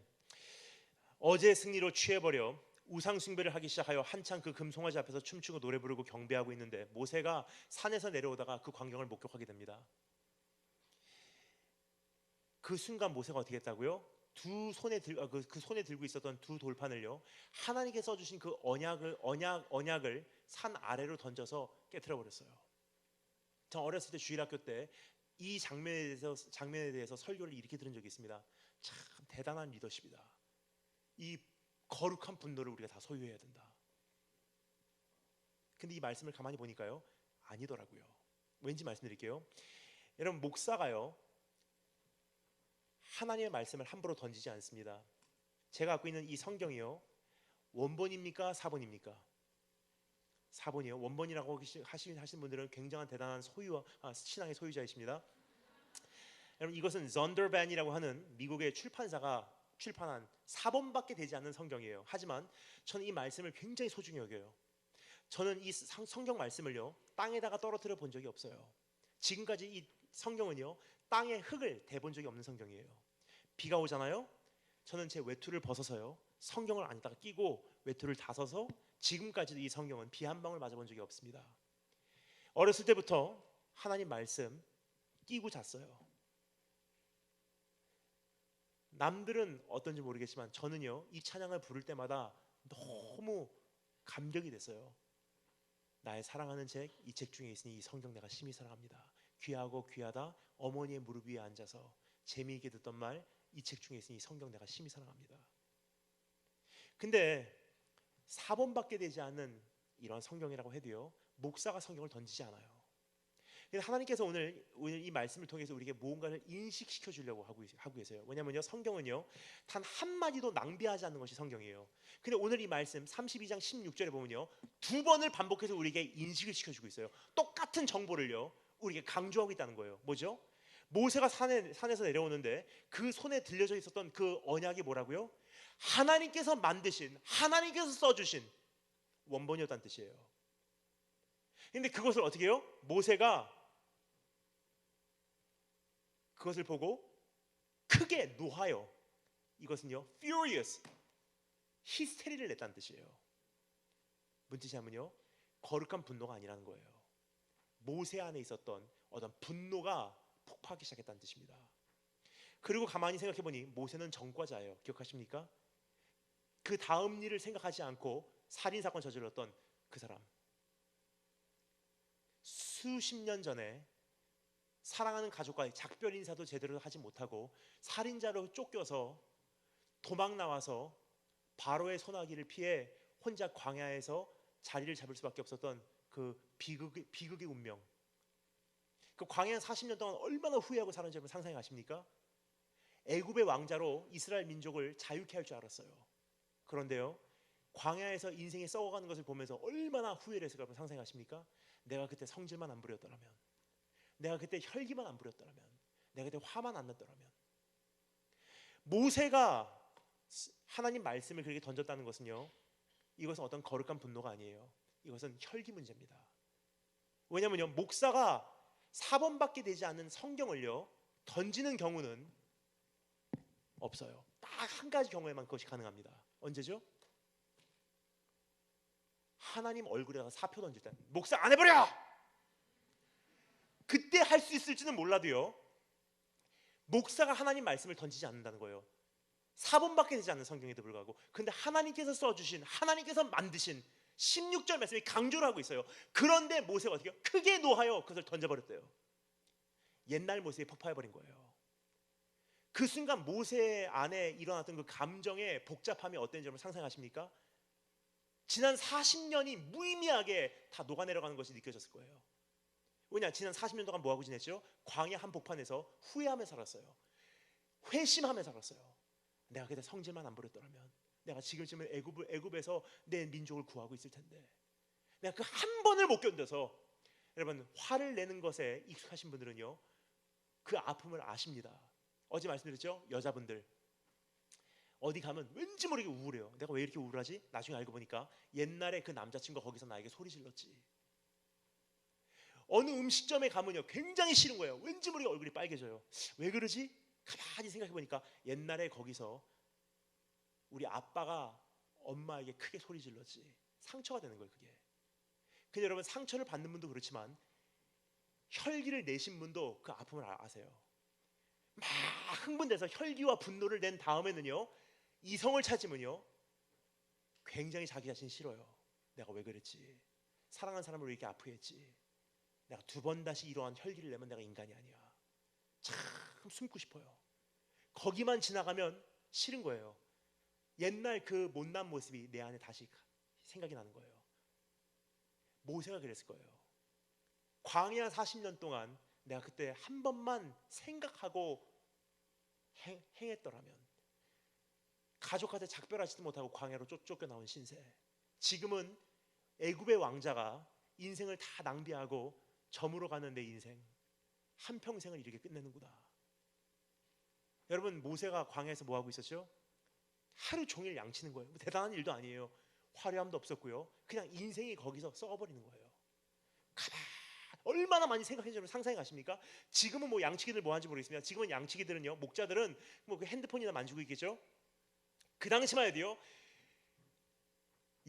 양을 친다는 것은요 하루 종일 그냥 아무것도 안 한다는 거예요.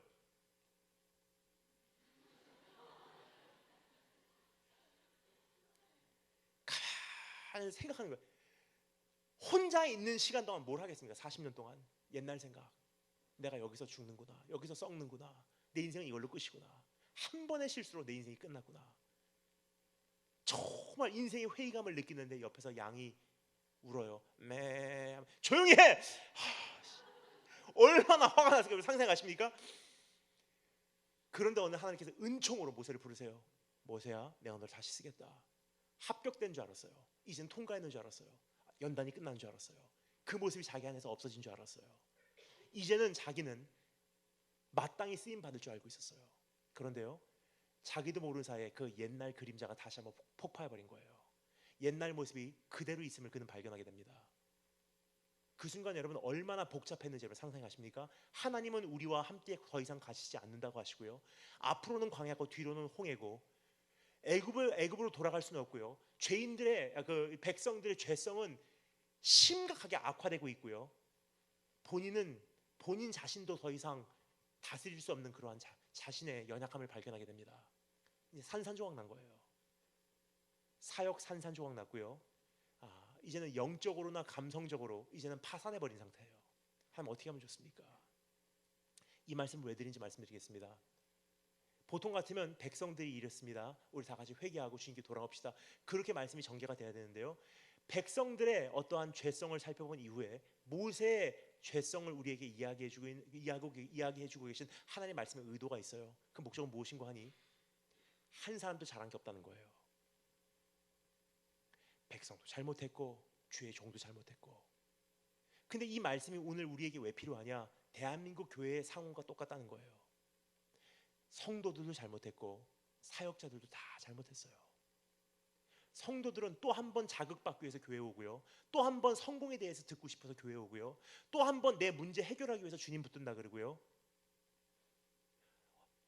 빠른 해결책을 주는 그 예배 좋아하고요, 자극을 시켜주고 흥분을 시켜주는 찬양 좋아하고요, 어떠한 성공을 했던 노하우를 가지고 프로그램화 시켜서 그것을 우리 교회에도 적용하면 성공이 있을 줄 알고요, 주님의 얼굴을 찾기보다도, 주님을 만나기보다도 주님과의 교제를 가장 중요시 여기서 그것을 위해서 죄짓지 않고 정말 주님과의 교제를 깨질까봐 두려워 떨며 그 신앙생활을 유지하기보다도 어떻게 하면 최소한도만 내가 유지할 수 있을까, 이것이 우리 신앙의 고민이에요. 백성들 이스라엘 민족과 똑같습니다.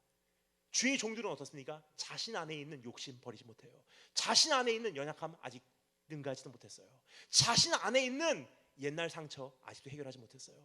자신 안에 있는 내 육신의 연약함 아직도 그대로 씨름하고 있어요. 백성도 잘못했고 모세도 잘못했듯이 오늘 대한민국 교회, 우리가 지금 이 시대를 살아가고 있는 이 현실은요, 단 한 사람도 잘한 게 없다는 거예요. 파산나 버렸어요. 이제는 솔직히 여쭤보겠습니다. 여러분은 대한민국 교회가 10년 후가 상상이 가십니까? 저는 상상이 가지 않습니다. 왜냐면요, 딱 10년 전에 제가 대한민국 교계에 발을 디뎠을 때 그때하고 비교해서 지금은요 상상을 초월하는 변화가 있었기 때문이에요. 한 가지 예만 들게요. 시간 관계상 제가 10년 전에 청소년 캠프를 처음으로 찾아가기 시작했어요. 딱 그때 강당 위에 서니까 제가 깜짝 놀랐습니다. 그 당시만 해도요, 대형 캠프, 뭐 주바라기 혹은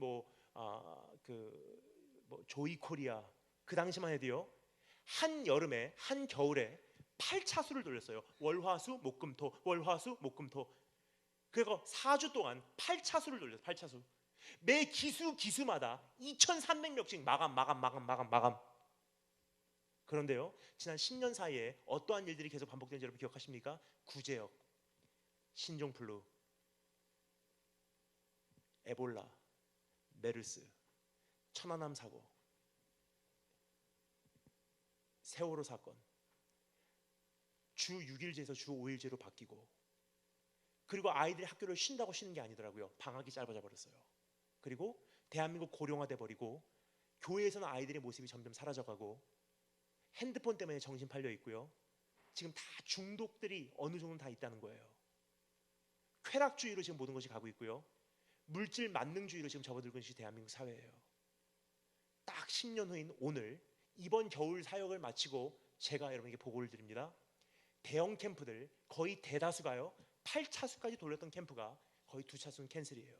안 모이니까 6차수 돌립니다. 지금 6차수 돌리는데요, 가장 피크 시즌 때만 딱 한 차수 정도 2,300명 마감, 나머지 5차수는요 700명, 400명, 1000명 모이면 많이 모인 거예요. 다 10년 사이에 이렇게 바뀌었어요. 여러분, 그럼 지금부터 10년 후가 어떻게 바뀔지 여러분 상상이 가십니까? 제 소견입니다. 제 소견. 지금부터 딱 10년 후면요 거의 안 남아요. 이제 제가 느끼는 것은 딱 10년 전하고요 10년 후하고 비교하면요 대한민국 청소년과 청년들의 수는 딱 10분의 1로 줍니다. 무슨 뜻이냐면요 100명 모이는 교회는 10명 남고요 10명 모이는 교회는 1명 남다는 거예요. 이제는 10년 후에요. 그럼 여러분 우리가 잘해왔다고 생각하십니까? 우리가 지금까지 한 프로그램들 지금까지 잘해왔다고 생각하신다면요 그러면 왜 대한민국 교회에 청년들과 청소년이 없냐는 거예요.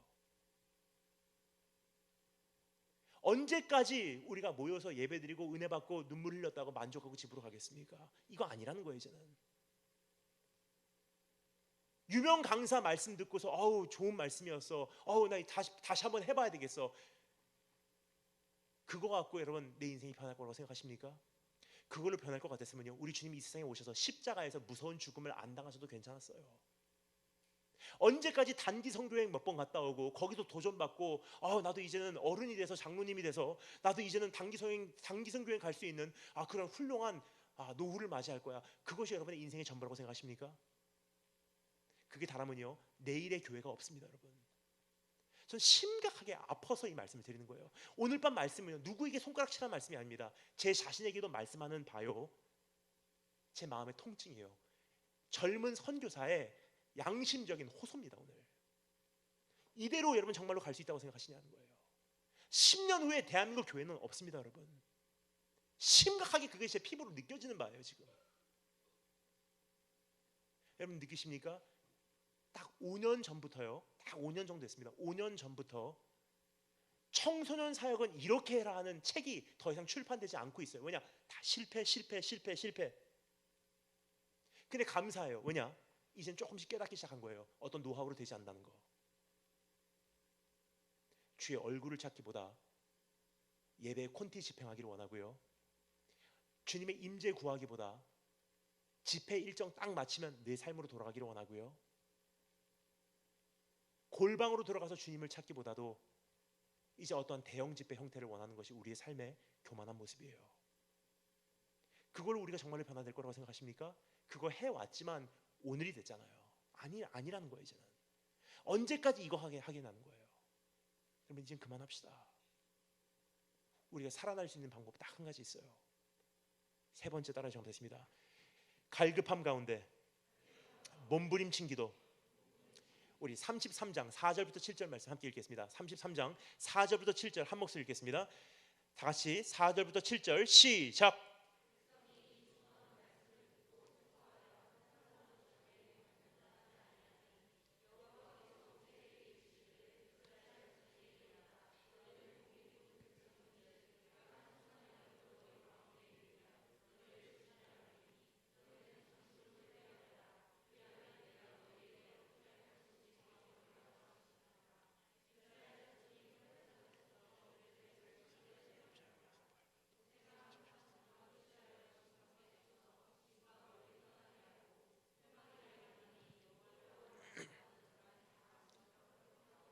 아멘.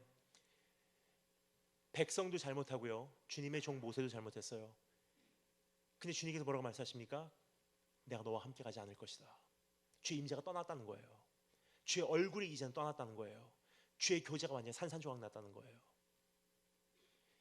그때 백성들이 어떻게 반응하죠? 이 준엄한 말씀을 듣고 백성들이 슬퍼해요. 오늘 말씀이 바로 그런 말씀이 아닌가 생각이 됩니다. 준엄한 말씀은요 잘하고 있어가 아니에요. 준엄한 말씀은요 현실을 보여주는 거예요. 우리 여기까지 왔다. 어떻게 할 거냐 이제는. 오늘 말씀이 그러한 말씀입니다. 여러분 대한민국 교회가 지금 필요한 것은요 그냥 잘한다 그렇게 하면 성공할 수 있어. 위대한 꿈을 꿔 비전을 가져. 하나님께서 너를 세계적인 무대 위에 세우셔서 너도 그렇게 위대하게 쓰실 거야. 영향력 있는 삶을 살아야 돼. 각자 맡은 부분에서 전문성을 가지고 거기서 최대한 영향력을 발휘해서 하나님의 왕국을 이루어라. 아멘.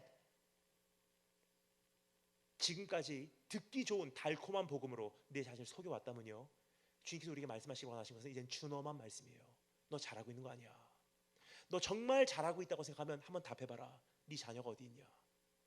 너 정말 잘하고 있다고 생각하면 너 답해봐라. 네 안에 경건함이 있는지. 너 정말 잘하고 있다면 한번 답해봐라. 왜 예배 가운데 임재가 느껴지지 않는지. 이 준엄한 말씀을 듣고 반응할 때예요. 그렇게 갈급한 가운데 이제는 백성이 어떻게 했는지 두 가지를 살펴보도록 하겠습니다. 하나는 백성이 선택한 회복을 향한 한 걸음, 두 번째는 모세가 선택한 회복을 향한 한 걸음. 첫 번째, 백성이 선택한 회복을 향한 한 걸음. 따라하시면 감사하겠습니다. 몸을 단장하지 않는 것. 백성이 이 준엄한 말씀을 듣고 슬퍼하여 한 사람도 자기의 몸을 단장하지 아니하니 주님께서 말씀하십니다. 너희는 장식구를 떼어내라. 6절 말씀, 이스라엘 자손이 호렙산에서부터 그들의 장식구를 떼어내니라. 다 장식을 떼어내버린 거예요. 회복의 첫걸음, 장식구 떼어내라는 거예요. 여기까지 말씀드리면 어떤 분들은 오해하세요. 그럼 오늘부터 멋내면 안 되겠군요. 여러분, 멋내지 말라는 뜻이 아니에요. 귀걸이 다 빼고 머리는 산발을 하고 돌아다니는 뜻이 아닙니다. 여기서 말하는 장식구는요, 아까 뭐라고 말씀드렸죠? 승리의 상징이에요. 나의 정체성 삼은 것, 나의 기쁨 삼은 것, 나를 자극시켰던 것, 나의 기쁨의 원천 됐던 것, 나를 가장 행복하게 만들었던 것, 내 인생의 궁극적 목적 됐던 것, 내 기도 응답, 하나님보다 더 중요하게 여겼던 것, 나를 나되게 했던 모든 장식구를 다 벗겨내라는 거예요. 여러분, 이제는 우리도 더 이상 단장하지 말아야 될 때입니다. 주님의 임재를 우리로 하여금 더 이상 보지 못하게 하는 그것을 이젠 당장에 중단하라는 거예요. 그거 하지 않는 한 아무리 주님을 만나기를 원합니다라고 얘기를 해도요, 거짓말밖에 되지 않는 뜻입니다. 장식구 떼어내라, 이런 뜻입니다. 교회와 교단의 오랜 역사 뒤에 숨어서 하나님께서 떠나신 지도 오래됐는데 아직도 함께 계시다고 착각하고 정신없이 달려가는 그러한 일상생활에서 정신 차리라는 거예요. 이제는 아직도 프로그램 돌리면 된다고 생각하는 착각 속에서 깨어내라는 뜻이에요. 아직도 노하우로 주님 나라를 확장할 수 있다고 생각하는 그러한 착각 속에서 깨어나라는 뜻이에요. 이 정도만 살면은 화는 면할 거야 라고 생각하는 그 교만함 속에서 깨어나라는 뜻이에요. 정치와 인줄로 하나님의 역사를 이룰 수 있다고 생각하는 그 생각에서 깨어나라는 뜻이에요. 주님의 임재가 느껴지지 않는 예배에서 만족하고 거기에 도취되고 이게 신앙생활인지 알고 있는 그러한 잘못된 생각에서 깨우침을 받으라는 뜻입니다.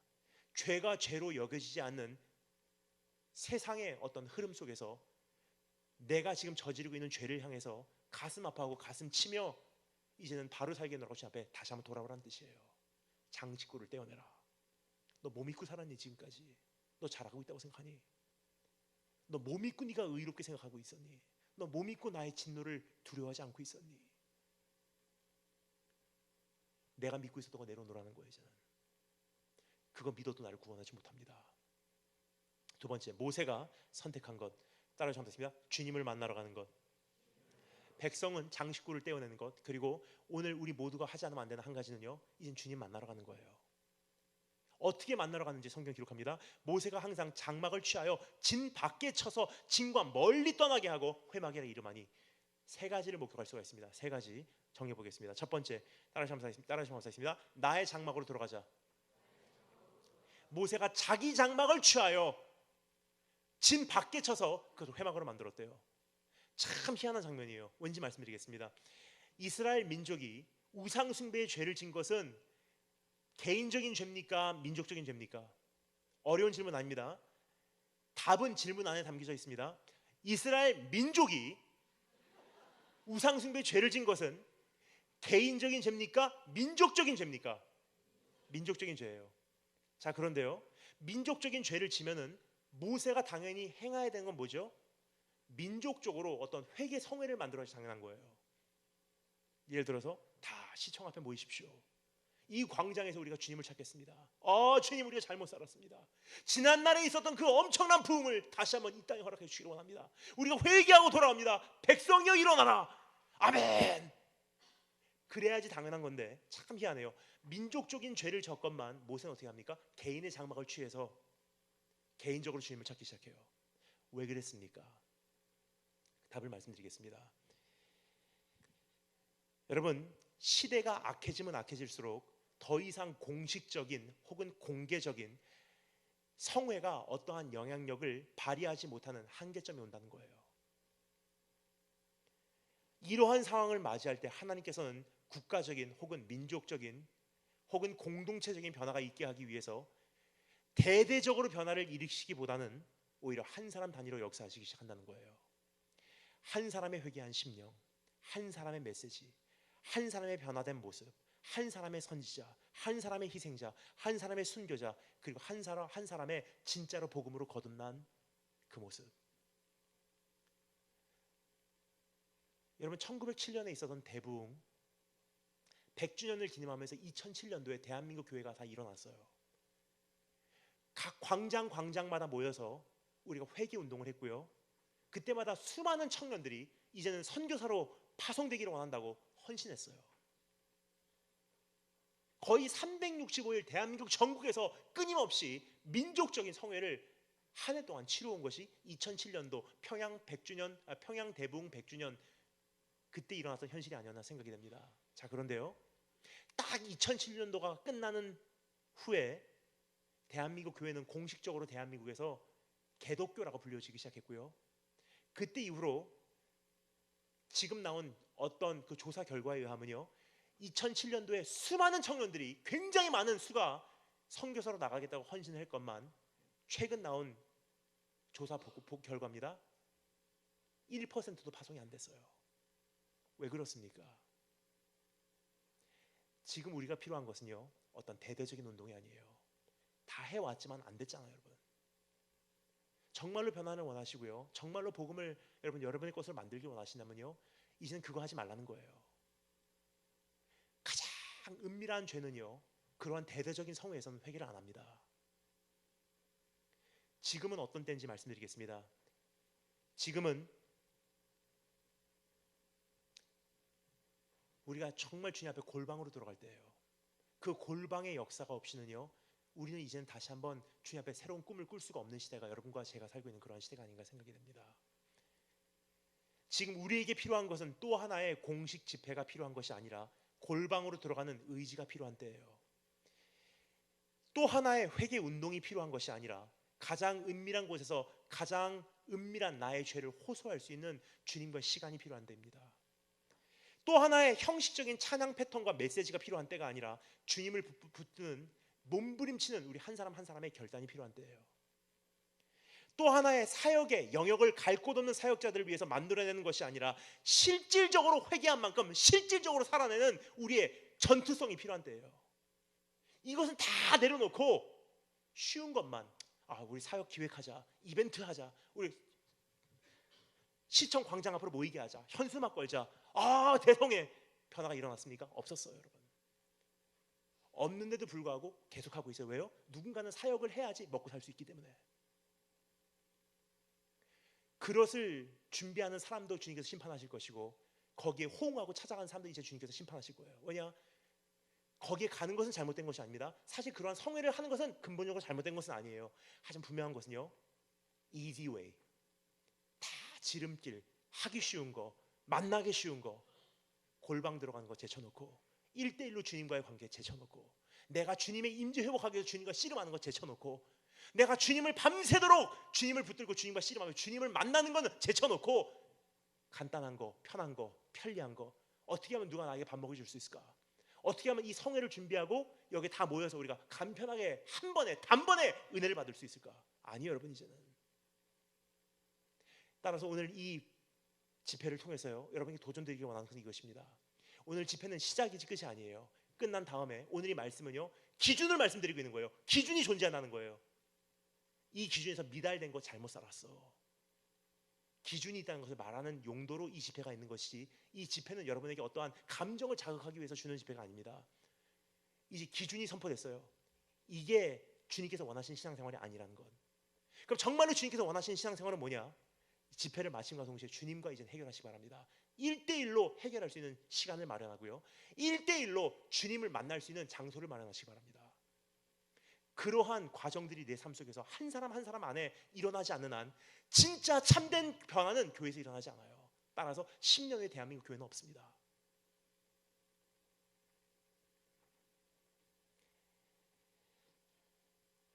두 번째, 따라하시겠습니다. 나의 설 자리를 정하자. 모세가 장막을 이스라엘 진 밖에 멀리 떨어진 곳에 쳤다고 성경 기록합니다. 백성들이 있는 곳에 장막을 친 것이 아니고요, 백성들이 있는 진 밖으로 나가서 먼 곳에 장막을 쳤대요. 뭐죠? 지금 나 이 세대를 본받지 않겠습니다. 이 시대를 역류하겠습니다. 이 사람들이 유행하는 것 나 이들 본받지 않겠습니다라는 뜻이에요. 요즘 시대가 바로 그런 시대예요. 정말로 복음이 무엇인지, 정말로 주님의 마음이 무엇인지, 정말로 성경은 뭐라고 말씀하고 있는지는 둘째 문제고, 유명한 강사를 가면 와 베스트셀러래, 와 유행한대, 와 거기에 있으면 감성이 불이 붙고요, 그 집회에서 이거 하면 왠지 내가 귀한 신앙생활하는 것 같아요. 아니에요, 여러분. 진 밖에 나가시기 바랍니다. 뭐냐면요, 시대가 아무리 그 사람을 인정해도 하나님께서 인정하시면 아니라는 거예요. 시대가 아무리 그 사람을 싫어해도 주님께서 인정하시면 그 말씀 들으라는 거예요.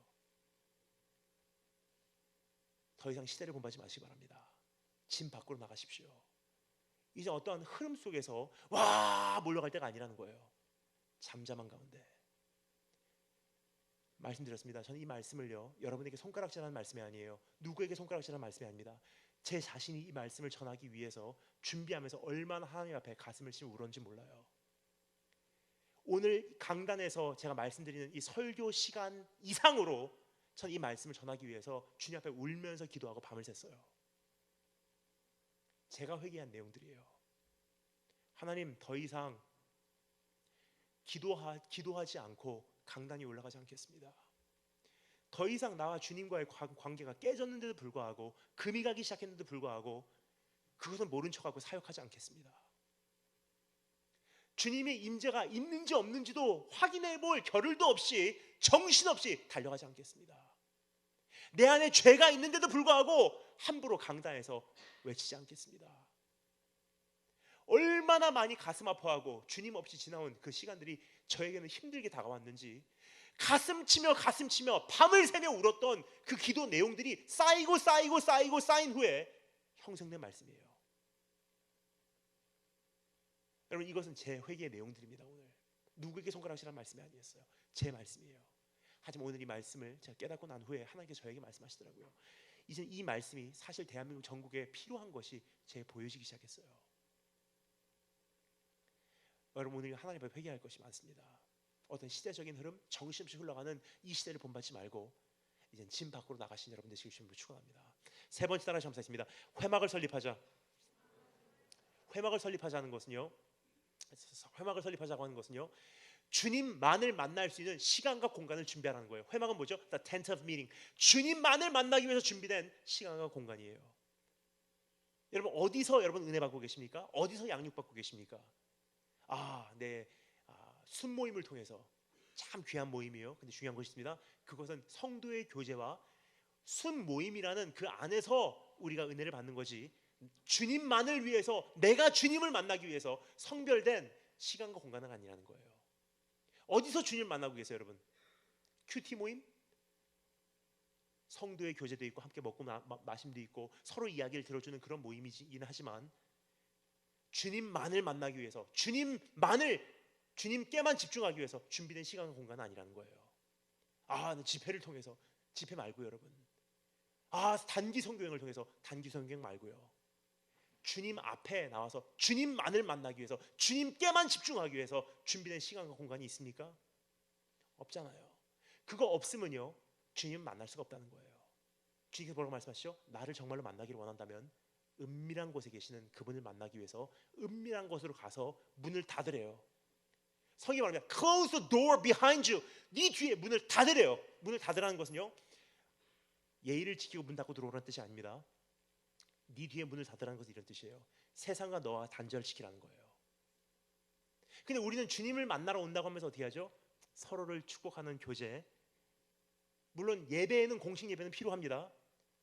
하지만 그만큼 내가 주님께 집중하는 시간은 내 삶 속에 많이 없다는 거예요. 그걸로만 만족한다면. 제가 오늘 이 말씀을 준비하면서 굉장히 많이 주님 앞에 큰 결단을 한 것이 있어요. 뭐냐면요, 제가 밤에 기도하라고 딱 앉았는데, 기도하려고 주님만을 만나러 왔습니다. 주님께만 집중하겠습니다. 문 닫고 왔습니다. 기도하는데 갑자기 카톡. 그래서 양심상 보진 않고요, 진동으로 바뀌었어요. 다 주님을 섬기겠습니다. 근데 여러분 같으면 어떻게 하겠습니까? 물론 안 보시죠, 그렇죠? 그렇게 믿고 싶습니다. 주여 하는데 물론 보지는 않지만 한참을 기도하다가 지금 몇 시쯤 됐는지 좀 보겠습니다. 문자 왔네. 그래서 결단을 했어요. 큰 결단. 기도하다가 말고 순종이 제사보다 낫다고 한밤중에 기도하다가 카톡을 없앨 생각을 했어요. 계정을 한참을 붙들고 한 번에 날아가는 수많은 이 민족들 카톡 안에 기록되어 있는 주님 어떻게 보셨습니까? 이 하나님 관계가 끊겨지면 어떻게 하다가 이런 마음이 생겨요. 카톡 없앴다고 끊겨질 관계 같으면 어차피 끊겨질 관계예요. 두 생각 안 하고 다 지워버렸어요. 그때부터는 핸드폰을 집에다가 두고 다녀도요 얼마나 행복한지 묶인 게 없어요. 주님께 뭐라고 말씀하십니까? 주님을 정말로 만나기를 원한다면요 은밀한 곳으로 들어가서 네 뒤에 문을 닫아. 이것도 해야 되고 저것도 해야 되고 이것도 해야 되고 저것도 해야 되고 그 생각하지 말라는 거예요. 예배 마치고 오늘 누구를 만나야 되고 그거 하지 말라는 거예요. 저기 와서 오늘 그랬지, 여자친구한테 그거 하지 말라는 거예요. 정말로 주님을 만나기를 원한다면요 주님 만나는 그 자세로 임하라는 거예요. 문 닫고 들어와. 주님만을 만날 수 있는 그 자리를 준비해. 다니엘기 목사님은 언제 준비하십니까? 여러분 저는요 집에 들어가서 오늘 오늘 이 말씀을 준비하는 가운데 제가 회개했다고 말씀드렸죠. 회개한 이후로 하나님께 약속을 했어요. 1시간이든 2시간이든 3시간이든 4시간이든 시간이 허락하는 만큼 밤에는 주님 앞에 앉아 있는 거예요. 그리고 함께하는 청년들이 한 명씩 조인하기 시작했어요. 처음에 기도를 할 때는요 그냥 1시간 기도하는 거 힘들 수 있어요. 깊이 들어가기 시작하면요 기도하다가 어느 순간 딱 시계를 보니까 5시간. 그러한 과정이 없이는 주님을 만날 수가 없다는 거예요. 근데 세상은 계속 세상의 중력을 우리를 끌어당겨요. 주님께 나가지 못하도록. 우리는 양심은 있으니까 내 자신을 조금 납득하기 위해서 기도는 하기 싫고 세상으로 완전히 빨려들기 싫으니까 그냥 대형 집회 한 번으로 때우면 되겠다 생각을 해요. 거기는 능력이 없습니다. 진짜 주님을 만나기를 원하신다면요 주님 앞으로 나가시기 바랍니다. 그래서 여쭤봤잖아요. 제일 처음에 정말로 만나시기를 원하냐 안 만나시기를 원하시냐. 안 만나는 것은 원인이 있었다는 거예요. 내가 만나기 싫었던 거예요 사실. 왜냐? 복잡하니까, 귀찮으니까, 거기까지 하기는 번거로우니까. 그러니까 단출하게, 그러니까 간편하게, 편리하게 주님을 만나기를 원했지 주님이 주님 되심 앞에 우리가 나오지 못했다는 것입니다. 시간이 다 된 거로 마지막 한 가지 살펴보고 마치겠습니다. 따라서 한번 하겠습니다. 기도를 통해서 일어나는 역사. 마지막으로 33장 7절부터 14절 말씀 함께 읽겠습니다. 7절부터 14절 한 목소리로 읽겠습니다. 시작.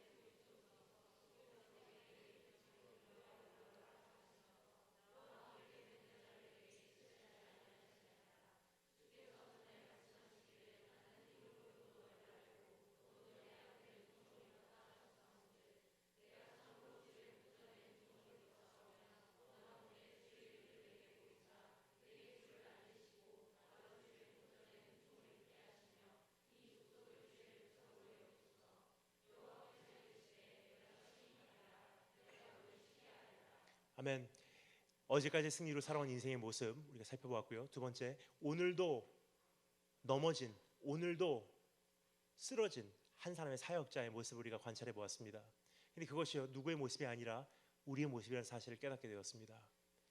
완전히 영적으로 파산난 우리의 현실 가운데 주님께서 요구하는 한 가지, 나 만나러 와. 갈급함 가운데 몸부림친 기도. 백성들은 장식구를 떼어내고 하나님의 종 모세는 자기 장막을 취하해서 짐 밖에 치고 그것을 회막으로 만들어서 주님을 만나러 갔던 그들의 모습을 우리가 지켜보았습니다. 그러한 일이 있은 후에 하나님께서 어떻게 반응하셨는지 우리가 마지막으로 네 가지만 짧게 하이라이트하고 마치도록 하겠습니다. 기도를 통해서 일어난 역사입니다. 첫 번째, 따라서 하겠습니다. 함께 기도하는 자들이 일어난다. 제가 처음에 이 말씀에 대해서 뭐라고 말씀드렸죠? 이 말씀은 부흥에 대한 그림이에요. 회복에 대한 내용입니다. 진짜 부흥은요, 어떻게 시작되냐? 대형 성회를 통해서 일어나는 부흥이 아니에요. 확 일어났다가 꺼지는 불길이 아니기 때문입니다. 부흥은요, 한 사람 단위로 일어나기 시작해요. 한 사람이 나 이제까지 주님 없이 살았습니다. 멀쩡하게 사역했고요. 남들이 나보고 정말 신앙 소유하고 있다고 얘기했지만 나는 사실 내 안이 썩어 들어가고 있다는 걸 알고 있었습니다. 남들은 모르지만 내 안에는 죄성이 있고요. 신앙생활 한다고 했지만 신앙생활 가운데도 나는 공허함이 있었음을 고백합니다. 그래서 그 공허함을 채우기 위해서 여자친구 혹은 남자친구를 통해서 채우려고 했고요. 그때마다 수치로 끝났고요. 아픔으로 끝났고요. 상처로 끝났고요. 죄로 끝났고요. 육신도 마음도 지금 다 더러워진 상태로 오늘 주님 앞에 찾아왔습니다. 하지만 오늘 이대로 살지 않겠습니다. 왔던 길 그대로 돌아가지 않겠습니다. 오늘부터 제단 쌓겠습니다. 나 오늘부터 골방으로 들어갑니다. 오늘부터 주님 만나겠습니다. 그리고 진짜가 되겠습니다. 그렇게 결단을 하면 어떠한 역사가 일어납니까? 나 혼자 그렇게 한 것뿐인데 참 미안해요. 한 사람 한 사람 합류하기 시작해요. 나도 같이 기도해야 될까요? 참 기도하는 모습이 부럽습니다. 나도 함께 기도하고 싶습니다. 성경이 기록합니다. 여호와를 앙무하는 자는 다 진박 회막으로 모세와 함께 나아가며 모세가 회막으로 나아갈 때는 백성이 다 일어나 자기 장막 문에 서서 모세가 회막에 들어가기까지 바라보며 뭐죠? 모세는 혼자 자기 장막 회막으로 들어가기를 원했는데요. 백성들이 쪼인하기 시작했어요. 나도 가도 괜찮습니까? 저도 같이 가도 될까요? 청년 한 사람이요. 교회에서 밤에 무릎 꿇기 시작하면요. 나도 모르는 사이에 권사님들이 오기 시작해요. 나도 모르는 사이에 집사님들이 쪼인하기 시작합니다. 나도 모르는 사이에 이 청년과 다른 형제 자매들이 밤에 예배당을 찾아요.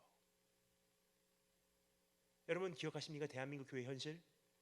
딱 20년 전에만 해도요. 교회에 밤에 불이 안 꺼졌었어요. 열어놨었어요. 물론 안전했던 시대였고요. 하지만 그 당시만 해도요. 교회 곳곳에 퍼져서 기도하시는 권사님들과 집사님들의 모습이요.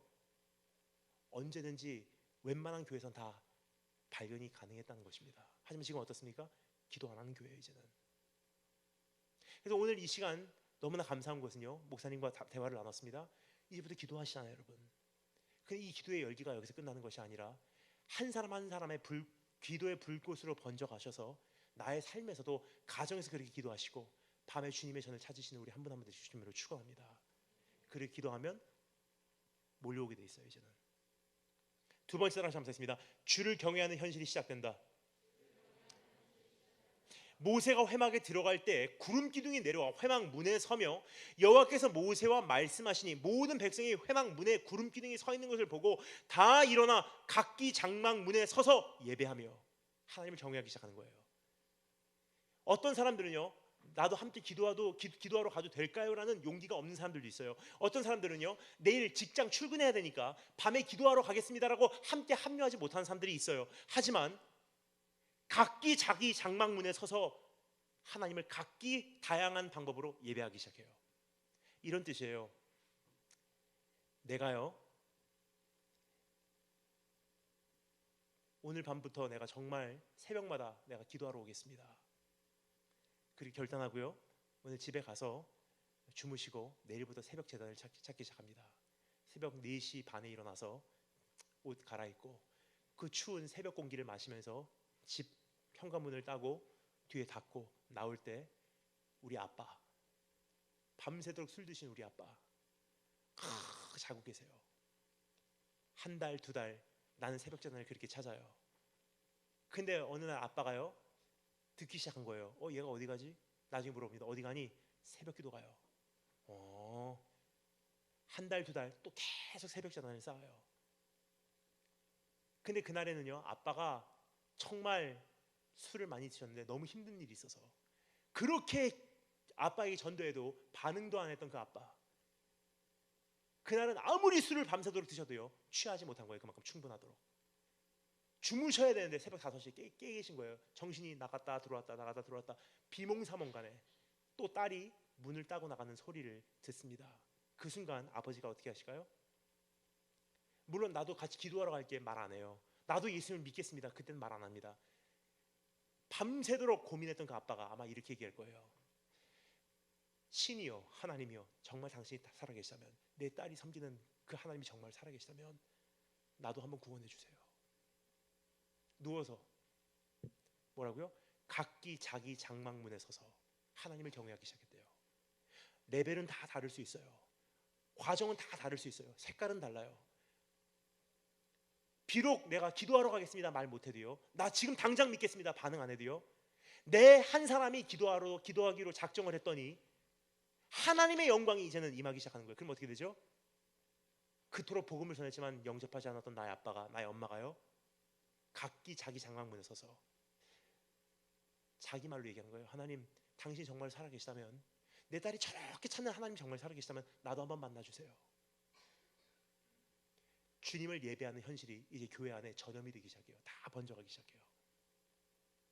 세 번째 단어 점수습니다. 주를 섬기는 다음 세대가 준비된다. 다음 세대 사역 고민하지 마십시오. 전 다음 세대 사역 고민해 본 적 없습니다. 왜냐면요, 복음 안에 다 포함이 돼 있어요. 이렇게 말합니다. 이렇게 해라 저렇게 해라가 복음이 말하는 다음 세대 사역이 아니에요. 다음 세대를 위한 사역의 노하우는 없습니다. 유일한 한 가지 방법이 있어요. 내가 기도하면요, 내 기도하는 뒷모습 보고 잘하는 것이 다음 세대예요. 사실 여러분, 청년인 여러분도 정말 보기를 원했던 것이 한 가지 있잖아요. 이렇게 저렇게가 아니고 목사님이 정말 그렇게 사시는지, 이렇게 살아 저렇게 살아라가 아니잖아요. 청년인 우리는 알잖아요. 그렇게 하나님 말씀을 선포하시는 그분이 정말로 그렇게 사시는지를 보기를 원했던 것이 여러분과 저희 세대예요. 그렇게 보지 못할 때 우리는 교회를 떠나갔고요, 그것을 보지 못할 때 우리는 교회에게 상처를 받았어요. 이것이 여러분과 저희 세대입니다. 그러면 왜 우리는 똑같은 죄를 반복합니까? 우리는 바로 살아야죠. 그래야지 우리를 바라보고 지금 자라고 있는 청소년들이 보고 자랄 게 있지 않습니까? 여러분, 모세가 어떻게 했다고요? 모세는 밤새도록 주님을 만나서 기도하는 거예요. 회막에서 막 기도하니까 어떻게 해요? 친구가 친구하고 대화하듯이 하나님께서 모세와 속삭이셨대요. 근데 어떻게 해요? 여호수아가 뒤에서 가만히 보고 있는 거예요. 아, 저렇게 하는구나. 그리고요, 모세가 기도를 마친 후에 성경이 기록합니다. 사람이 자기 친구와 이야기함 같이 여호와께서 모세와 대면하여 말씀하시며 모세는 진으로 돌아오나 눈의 아들 젊은 수종자 여호수아는 회막을 떠나지 아니하니라. 뭐냐면요, 호랑이 없는 굴에 뭐가 왕이요? 토끼가 왕이에요. 모세가 다 기도하고 하나님과 친구하고 대면하듯이 이야기한 다음에 나 집에 갔다 올게 하고 진으로 딱 돌아가면요, 여호수아가 가는 거 딱 확인하고 흉내를 냈겠죠. 아마 이렇게 기도했지. 모세는 자기가요 기도한다고 생각했지 다음 세대 사역한다고 생각 안 했어요. 그 결과적으로 어떠한 현실? 다음 세대를 키워놓은 거예요. 어떻게 해요? 본인이 기도하는 모습으로. 제가 기도하는 모습을 배운 것도 사실 말로 배운 게 아니에요. 어머니 통해서 기도했어요. 어머니 통해서 배웠어요. 제가 어렸을 때 어머니께서 저를 기도하러 데리고 가세요. 제가 중학교 1학년 때부터예요. 기도하러 가면요, 큰 강단, 이 정도 강단의 예배당이에요. 그러니까 어머니께서 말씀하십니다. 너는 아들이니까 강단 위에서 기도하고 엄마는 뒤에서 저 기둥에서 기대고 기도할게. 네 하고 앉잖아요. 딱 5분 후에 중학교 1학년이니까 제가 어머니께 가요. 엄마 어떻게 기도할지 몰라요. 그럼 기도문이 열리도록 주기도문만 50번 해. 하늘에 계신 우리 아버지 50번 해요. 그러다 기도가 터져요. 어느 날 기도하러 오니까요, 졸리는 거예요. 학교에서 하루 종일 학교 생활하고 돌아와서 저녁에 밤새도록 어머니가 기도하려고 하니까 졸려갖고 꾸벅꾸벅 졸고 있어요. 그럼 어머니께서 오셔서 한 새벽 3시쯤 얼른 누워서 자. 여기서 밤에 기도하러 와서 주님 전에서 자면은 이미 50점은 따놓은 거야. 어느 날 기도하러서 막 기도하려고 하면요, 참 희한해요. 사탄이 공격을 하기 시작합니다. 두려움이 몰려와요. 온몸에 소름이 끼치고요, 희한한 생각들이 들고요, 막 공포에 떨어요. 도저히 안 돼서 어머니께 가요. 엄마 너무 힘들어요. 어떻게 기도해야 될지 몰라요. 어머니께서 말씀하십니다. 찬송가에서 보혈 찬양 불러. 엄마 순종 잘하니까 앞에서 막 보혈 찬양 혼자서 1시간도 2시간도 보혈 찬양 부르는 거예요. 그러다 보니까 어느 날 어느 순간 갑자기 검은 안개가 거쳐지듯이 영적 공간이 열리고요, 주님과 나도 모르는 사이에 직통으로 통하고 있어요. 기도를요, 누가 가르쳐 준 거 아니에요. 어떤 사역자가 가르쳐 준 게 아니에요. 엄마의 뒷모습 보고 자랐어요. 여러분, 우리도 그게 지금 필요해요. 누가 그것을 우리 청소년들에게 가르쳐 주겠습니까? 언니와 오빠, 누나, 형들이에요. 이 교회 이제부터의 여러분이 이 교회를 그렇게 짊어지지 않으면요, 대한민국 교회는 이제부터는 희망이 없어요. 대한민국 청소년들 뭐 보고 자랍니까, 여러분? 정말 마음이 아파요. 대한민국 청소년들은 보고 자란 게 없습니다. 왠지 말씀드릴게요. 여러분과 저는요, 적어도 1983년도 혹은 88 올림픽까지, 좀 스트레치를 해야 돼요. 88 올림픽까지 태어난 우리들은 어느 정도는 부흥의 막바지를 맛본 세대예요. 막바지. 그 당시만 해도요, 신년 예배, 우리 이대로 살 수 없습니다. 이 한 해가 어떻게 될지 모르기 때문에 나는 이대로 불안해서 살 수 없습니다. 주님 만나러 기도원 가서 소나무 하나 뽑고 나오겠습니다. 이 신년을 위해서 내가 금식하고 오겠습니다. 그게 일반적인 시대였었어요. 그 당시만 해도. 그 당시만 해도요, 예배 올 때요, 다 성경책 가지고 왔지 핸드폰 들고 오는 시대가 아니었어요. 그 당시만 해도요, 물병 들고 커피 들고 던킨도너츠 들고서 교회 오는 시대가 아니었습니다. 그 당시만 해도요, 주님께 어떤 예배를 드리는지 기억하십니까? 딱 15년, 20년 전만 해도요, 대한민국 이렇게 못 살았어요. 한여름에 보리차 통에다 얼려서 아이스박스에 담아서 리아카 끌고 나가서 시장에서 녹여서 파는 거예요. 조금 녹이면 한 컵 따라서 팔고, 조금 녹이면 한 컵 따라서 팔고, 할머니들 큰 대야에다가 나물 담아놓고 쭈글고 앉아서 한 포기 팔고 한 포기 팔고, 거기서 모은 1,000원짜리 다 앞치마에다 넣고 있다가 그거 함부로 주님께 드릴 수 없어서 은행 가서 팍팍 10,000원짜리로 바꿔서 하얀 봉투에다가 담아서 성경책 사이에다 껴넣고 주일까지 기다리려고 했는데 기다리다 못해 그 다음날 새벽에 나가서 목사님 나오시기 전에 강단 위에 올라오셔서 두려움과 떨림으로, 하나님 정말 드릴 게 없는데 이거밖에 못 드립니다. 하지만 정말 더 드리고 싶습니다. 언젠가 더 드리겠습니다. 그렇게 예물을 바쳐왔던 예물이 쌓여서 오늘의 교회가 된 거지, 오늘 우리의 모습은 아니라는 거예요. 여러분, 우리 모습 어떻습니까? 동전 몇 푼 던지면 헌금했다고 생각해요. 우리는요, 지금 이 말씀을 듣고 울어요. 왠지 아세요? 보고 자랐거든. 사실 이것을요, 우리가 그때 부흥의 시대를요, 우리가 이끈 것은 아니에요. 이 부흥의 세대를요, 우리가 앞장서서 일으킨 건 아니에요. 하지만 내가 태어난 세대가, 어린 아이, 내가 주일학교 다니면서도 내가 교회에 오면 왠지 모르는 분위기로 내 DNA 안에 다 입력된 세대가 여러분과 제가 사는 세대예요. 근데 우리 청소년들은요, 부흥의 다음 세대예요. 보고 자란 게 없어요. 누가 가르치겠습니까? 부모겠습니까? 물론 부모님들이 가르치셔야 되죠. 하지만 교회의 형, 누나, 언니, 오빠들, 누가 너의 형제냐? 주님의 뜻대로 행하는 자, 주님 안에 있는 우리들이 진짜 형제고 진짜 언니고 진짜 오빠고 진짜 부모래요. 우리만 바로 서면요, 다음 세대 준비됩니다. 오늘 주님 앞에서 그 결단하신 축복의 주님으로 축원합니다. 마지막 네 번째 따라 잡습니다. 주의 임재가 회복된다.